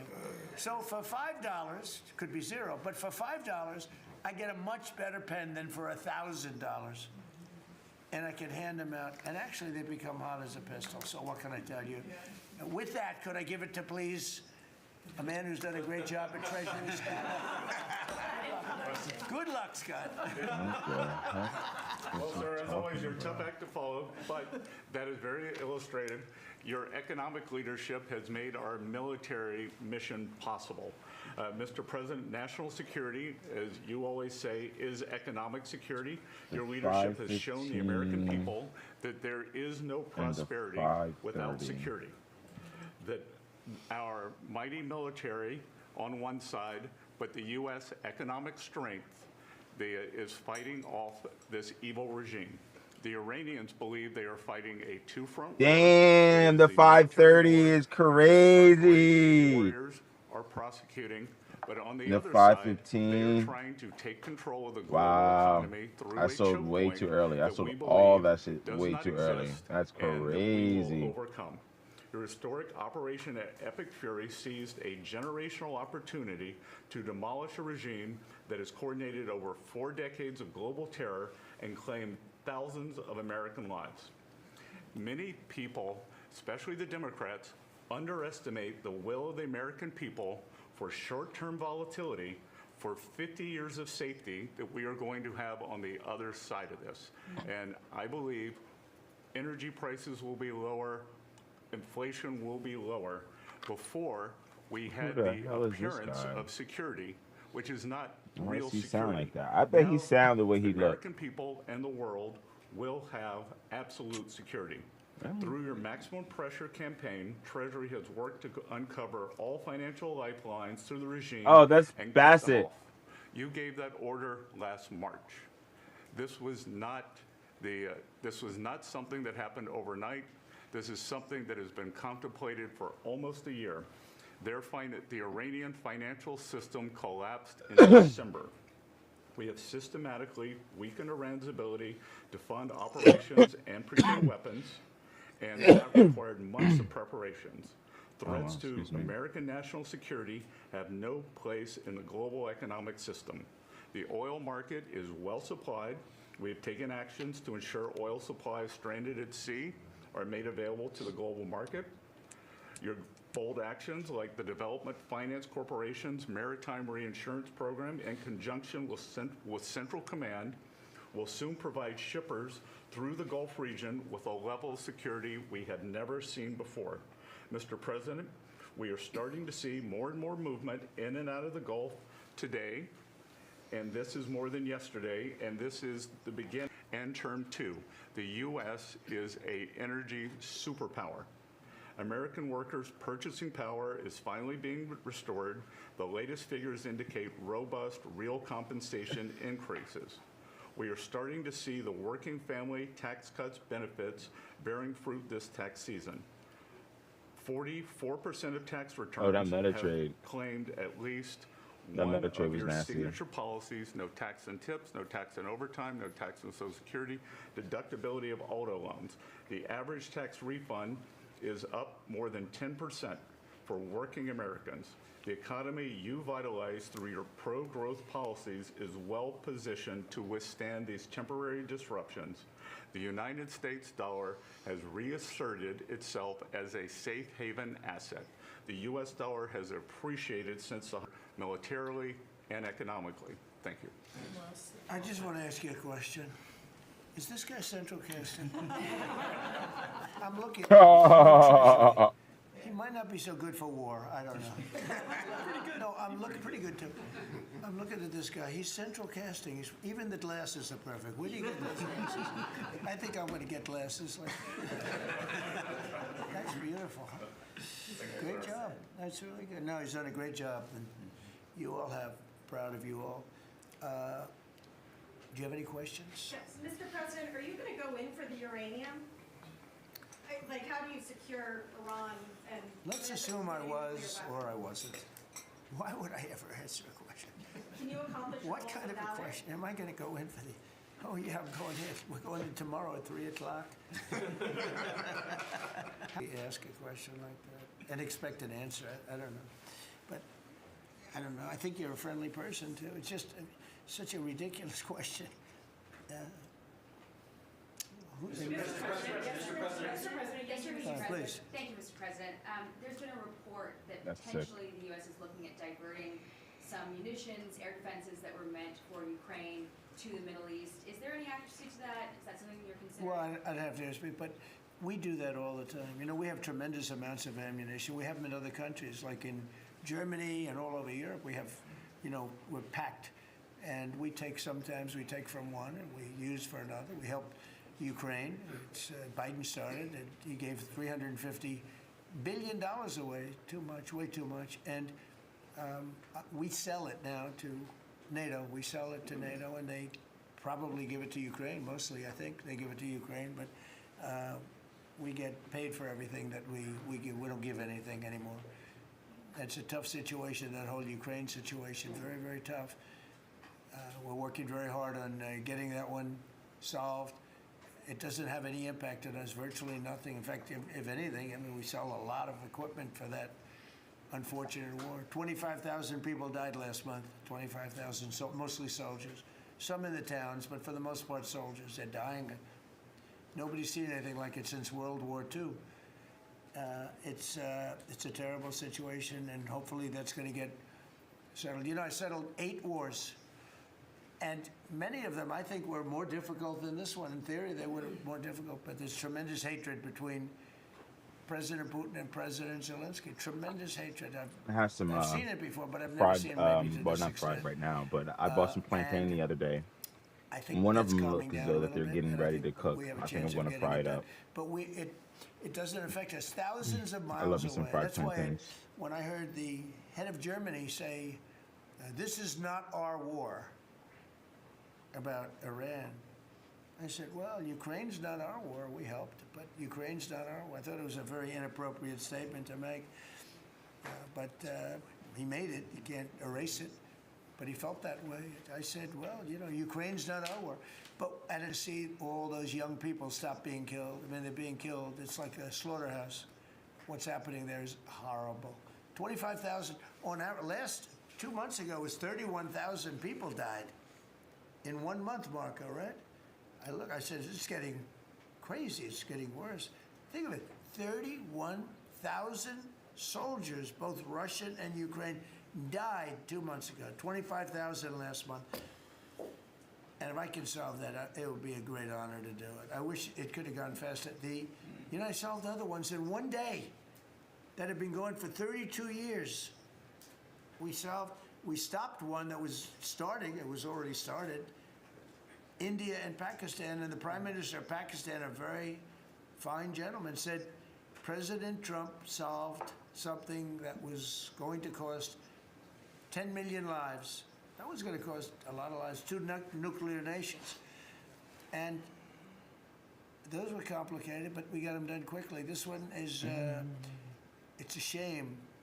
And the only reason I'm doing it, frankly, is because I want to stop death. I want to stop the death from happening. I think I'm going to go with a man that I've missed, Brian. I haven't seen you in a long time. I miss you. He's been in a very strange location. I don't know. He's had a strange thing happen. But anyway, go ahead, Brian. Well, good to see you too. Actually, good to see the entire cabinet here. Linda, good to see you too. You talked about gas prices coming down. Yeah. Obviously, they will. But would you ever consider suspending the federal gas tax in order to kind of temporarily alleviate some? Well, some people should do that. As an example, in California, every time prices go down, his prices go up because you know, the gas tax is bigger than the tax itself, bigger than the product itself. It hasn't. I mean, we've thought about it, I guess, but honestly, when I did this, I knew it was going to be a little bit. We had the greatest economy ever. We had the greatest stock market in history. I said, we're gonna take a little bit of a hit, a short term. It's gonna end up going much higher than it was, in my opinion. I said we're gonna have a great stock market. Nobody thought we could get to 50,000 or 7,000 in the respective indices. Nobody thought that that was going to happen, but it did in the first year. They said it couldn't happen in 4 years, that you wouldn't hit 50 in 4 years, but you could maybe get close. We hit it in the first year. And I said, this is a good time to solve a problem that you had to solve. And that's what I did. But the gas tax, you know, people have talked about it. It's something we have in our pocket if we think it's necessary. And if I can follow real quickly, you just recently took off, Secretary Duffy, 17,000 truckers off the road that quite frankly could not speak English, which is a safety issue. Yeah. Could we ever extend that to Uber drivers, Lyft drivers, cab drivers, for someone who takes a lot of Ubers, a lot of my drivers who can't speak Oh, wow, that's not good. I didn't like that. Go ahead, John. So that's a really good point. The problem is that our states are the ones that issue these licenses. So with commercial driver's licenses, we do have some federal control. But again, we have thousands of people who can't speak the language, long-standing rule, and it's a safety issue, right? If you can't understand road signs, if you can't communicate with law enforcement when you're pulled over and communicate what's on your rig, huge problem. But the last administration, Mr. President, they let truck driving schools self-certify that they were qualified to train truck drivers. And so this is like the Leering Center. So you pay $800 and you get a certificate that you passed a CDL driving school, and again, they have no skills. They don't have the knowledge, and they don't have the skills. They haven't gone through any of the testing. And then they get licenses, and they're killing Americans on our roads. So it's remarkable, the rot that the last administration allowed to take place. We are ending that, and I need partnership with our states. Even California started to come on board. Even Gavin has started to play ball with us, which is surprising. Not all the way, a little bit of ball. Mr. President, You know, it's interesting because I just saw something that the nursing home business and the daycare centers in particular, they went out and inspected them in Minnesota, and they didn't exist. They're knocking on the door. He happens to be a young man, Nick, nice young man. He's done a very good job. They're knocking on doors. It's like homes, and they're getting hundreds of thousands of that. They didn't exist, and in California, it's worse. It's even worse. And I spoke with Russell Vogt. There are some talks now. Do you have a new deadline before taking? No, I'll announce it. I mean, right now, you're talking about a deadline for doing some pretty big damage, even bigger than we've done. We'll see. Look, we have very substantial talks going on with respect to Iran, with the right people. You know, I told you about a present, right? Steve, can I reveal the present? You can do anything you want. Thank you. They said to show you the fact that we're real and solid and we're there, we're going to let you have 8 boats of oil, 8 boats, 8 big boats of oil. This was 2 days ago. And they'll sail up tomorrow. That was 3 days ago. And I didn't think much about it. And then I watched the news, and they said, a very good anchor, actually, happened to be Fox. But I watched it, and he said, something's unusual happening. There are 8 boats that are going right up the middle of the Hormuz Strait. 8 big tankers are going loaded up with oil right through. And I said, well, I guess they were right, and they were real. And I think they were Pakistani flagged. Yes. And I said, well, I guess we're dealing with the right people. And actually, they then apologized for something they said, and they said, we're going to send 2 more boats. And it ended up being 10 boats. All right, I hope I haven't screwed up your negotiations, but I thought it was appropriate to say, because I did taunt you the other day by saying they're going to give us a present. There were 2 illegal immigrants who were arrested at San Francisco airport for ignoring deportation orders. At the same time, as you highlighted, really great perception from American travelers for ICE agents? Is there a PR aspect of this that can allow future deportations to go on with less protesting, less outrage? Yeah, it's amazing because by putting ICE there, look, the press was very unfair to ICE. So was everyone else. These are great American patriots. They have a tough job. They have to find murderers and take them out of our country. I wouldn't want to do it. You wouldn't want to do it. Most people wouldn't want to do it. They do it. And, 11,888 murderers. And that's murderers. That's not drug dealers. That's not lots of other things. It's not people from mental institutions. Entire jail populations were released from major countries and let into our country through the open border. And ICE has done an amazing job. I wouldn't want that job. It's a tough job, dangerous job. So what happens is, by putting them at the airport, and I just say, do me a favor, take off your masks. And they did. For that, not for when they're looking for some, cold-blooded killers and they're in the, but for that, and they did. They took them off. And the passengers, I see the interviews of people, they're saying, these are nice people. One person said, he's a very strong man, but he's a nice guy. He grabbed my bag. He helped a woman with a bag that she couldn't lift. And I'll tell you, I don't want to use the word rehab because there was nothing to rehab, but rehab from the press, because the press is so tough on them. And these crooks in Minnesota, these crooked politicians and dirty cops, they're dirty cops, they're dirty politicians. Waltz is a dirty, crooked politician. The Attorney General is a crooked guy. He's no investigations, and I hope JD's going to do a great job. He's in charge of it now with somebody who's very talented. But I think it's easy stuff. They say $19 billion, think of it, is missing. $19 billion. If we would solve half of the fraud problem, Pam, in this country, we would have more than a balanced budget.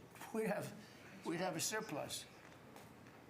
And in the case of Minnesota, it's very Somalia-oriented.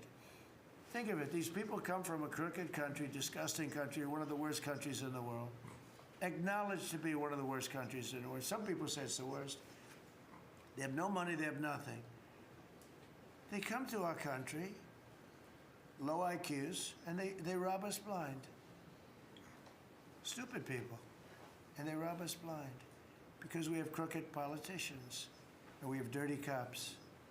The Attorney General is a dirty cop. It's my opinion. It's only my opinion. And something should be done about him. Let's see what kind of a job he can do. President, yesterday, Excuse me? should Iran be able to charge a toll for the Strait of Hormuz? They're charging some vessels to go through. Oh, yeah. Well, should they be able to? I mean, they shouldn't be able to, but they're doing it a little bit. I don't know. Look, their capability is a lot less than it was 2 weeks ago. And with every week and every day, frankly, it gets less and less. All I can tell you is they're begging to make a deal. So let's see what happens. We may make a deal. Tell me about mail-in ballots. Go ahead. You mean I used a mail-in ballot? You probably said, yeah, I did. You know what? Because I'm President of the United States, and because of the fact that I'm President of the United States, I did a mail-in ballot for elections that took place in Florida, because I felt I should be here instead of being in the beautiful sunshine taking. But you were in Palm Beach, sir, the last few weekends. That's right, and I decided that I was going to vote by mail-in ballot because I couldn't be there, because I had a lot of different things. But we have exceptions for mail-in ballots. You do know that, right? So if you have an exception, if you're in the military, we have an exception. If you're on a business trip, we have an exception. If you're disabled, we have an exception. And if you're ill, if you're not feeling good, whatever. So I was away, mostly in Washington, D.C., so I used a mail-in ballot. But I appreciate the question because I know it was so well-meaning. Yeah. Mr. President, I actually just looked up the company that owns Sharpie, and they stock turned positive after you mentioned it. By the way, they deserve it. Yeah, question it's a good product. So you gave a 5-day deadline. With oil tankers going through the Strait of Hormuz, is that a condition to move that 5-day deadline? Well, we don't want anything impeded.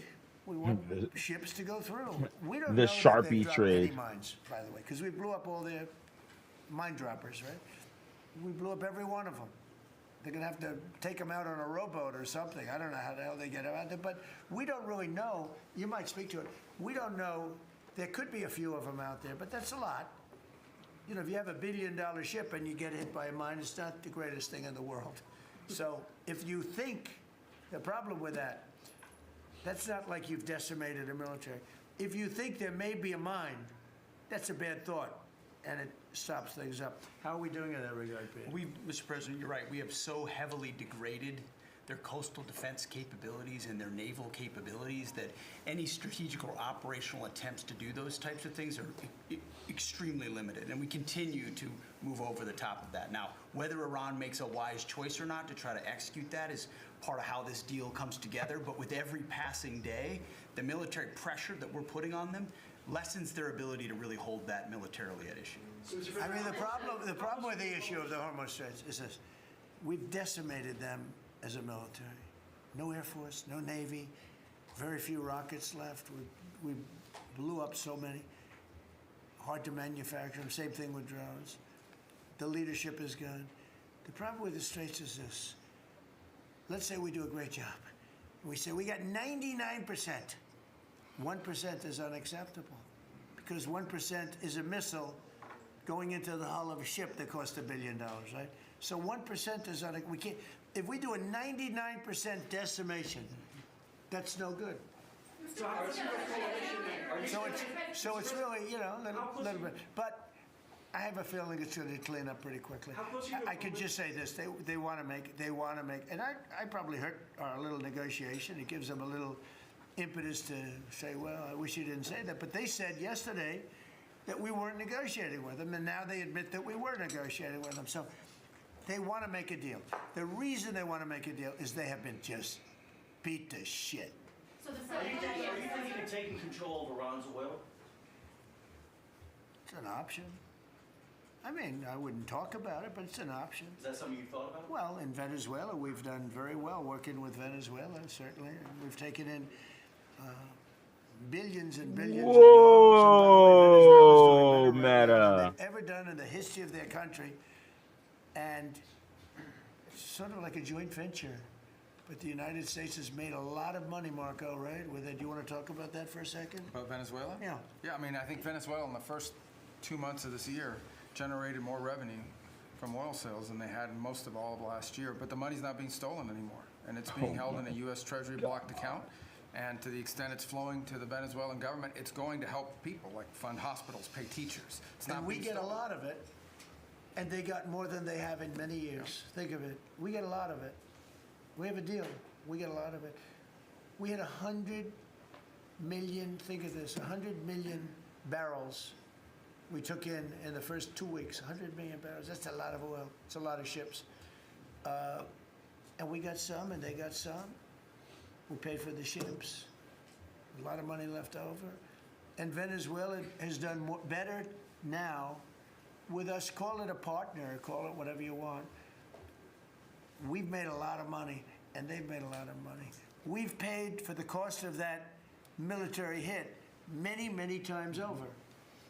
And we've only just started. Our relationship with Venezuela has been amazing.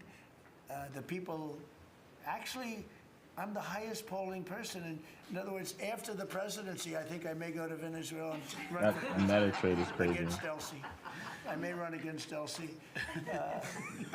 It's an option. No, they like me in Venezuela, but it's an option for me. It's a wonderful option. Yes.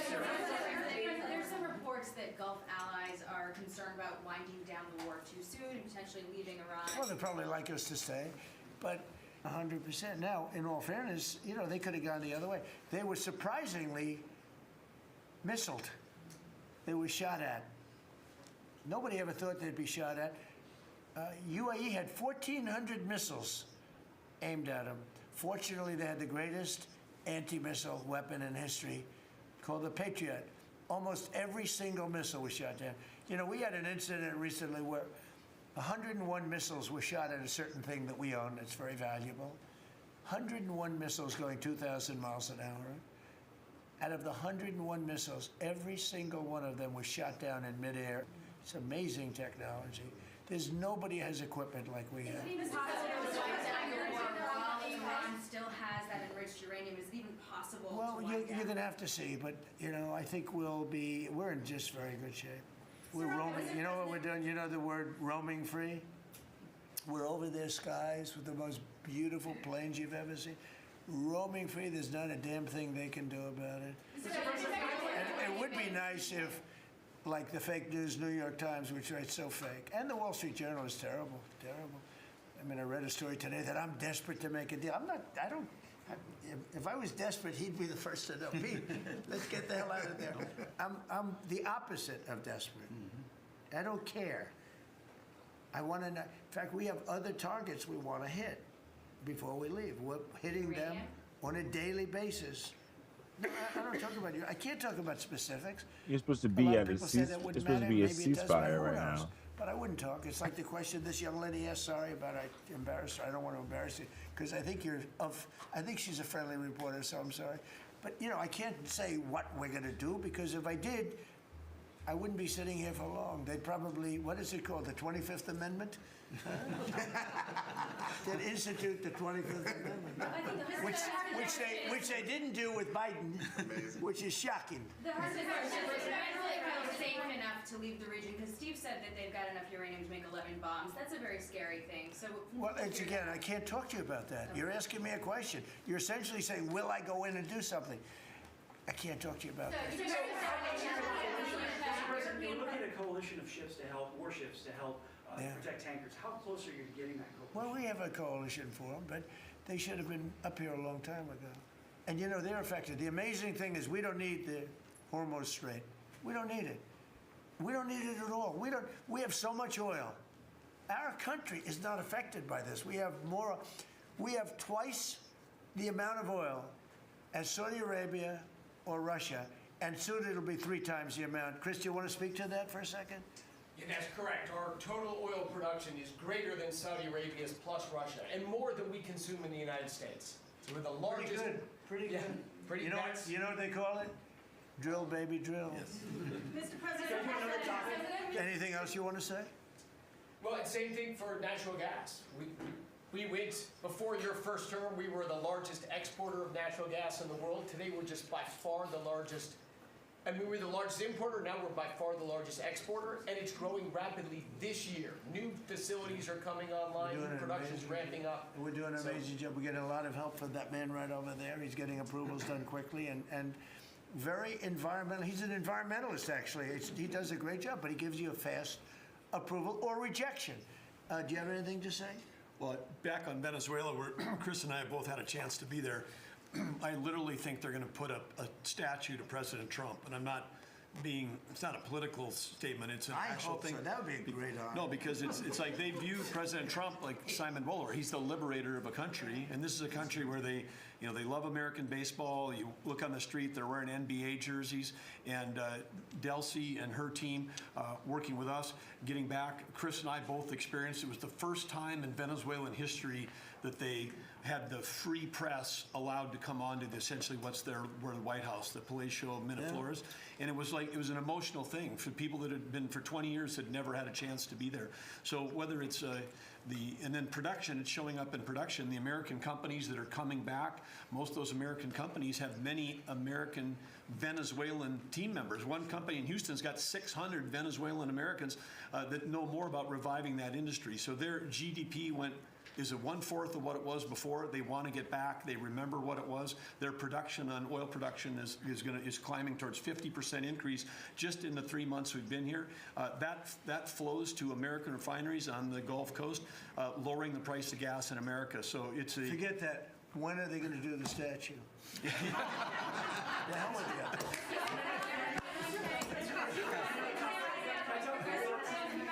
Thank you. You've been really honest about how disappointed you are in Iran.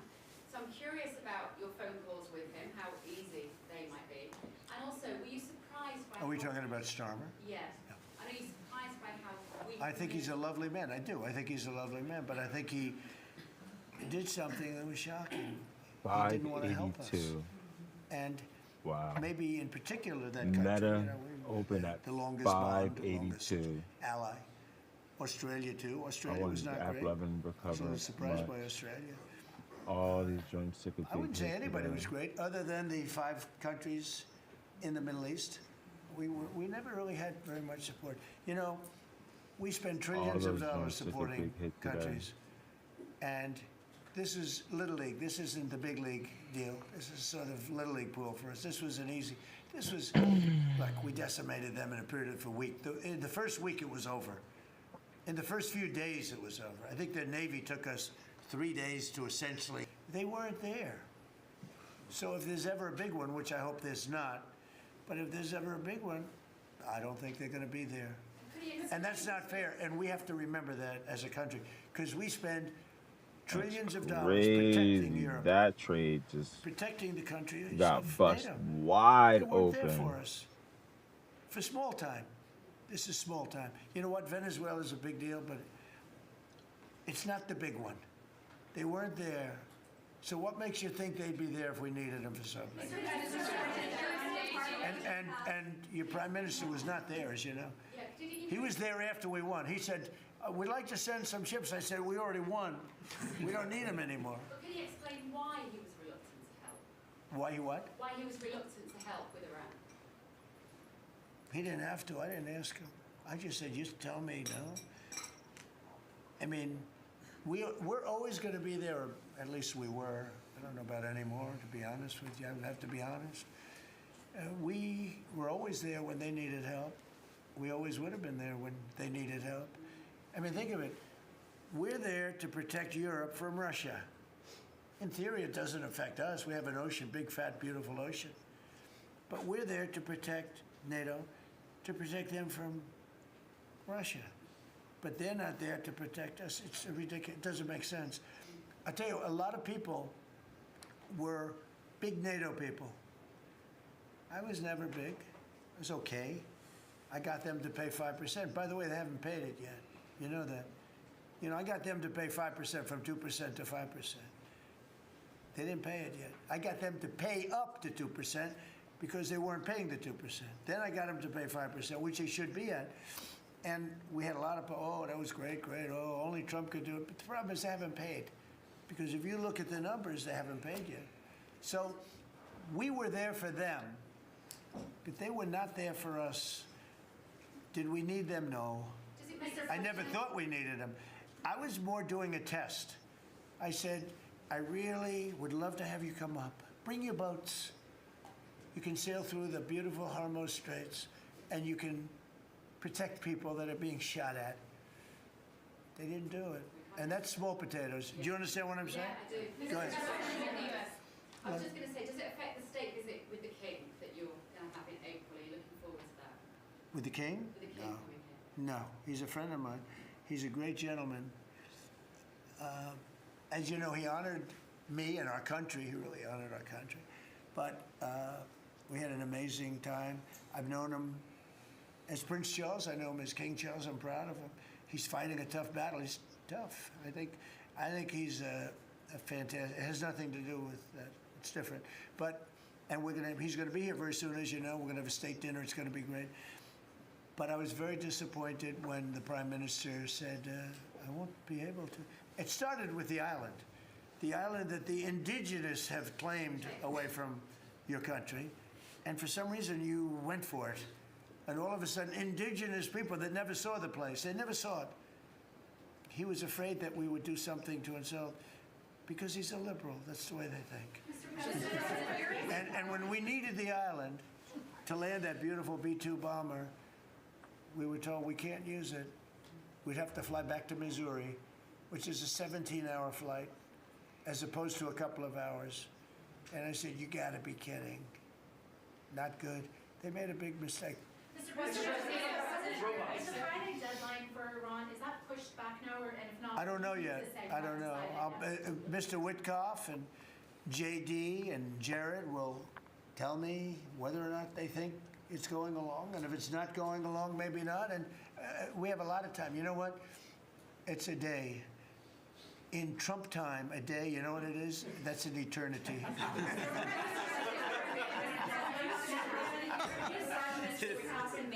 Say it, what?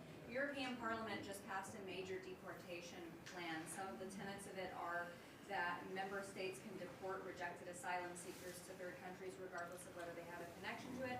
They mention periods of up to 2 years and also offshore return hubs or detention centers similar to ours. Who did this? Which country? European Parliament, and the vote was not close. It was 389 in Good. favor to 208 against. I'd vote. So I'd vote with them. Yeah. Europe is where you are now. Do you think that will move the needle with Democrats?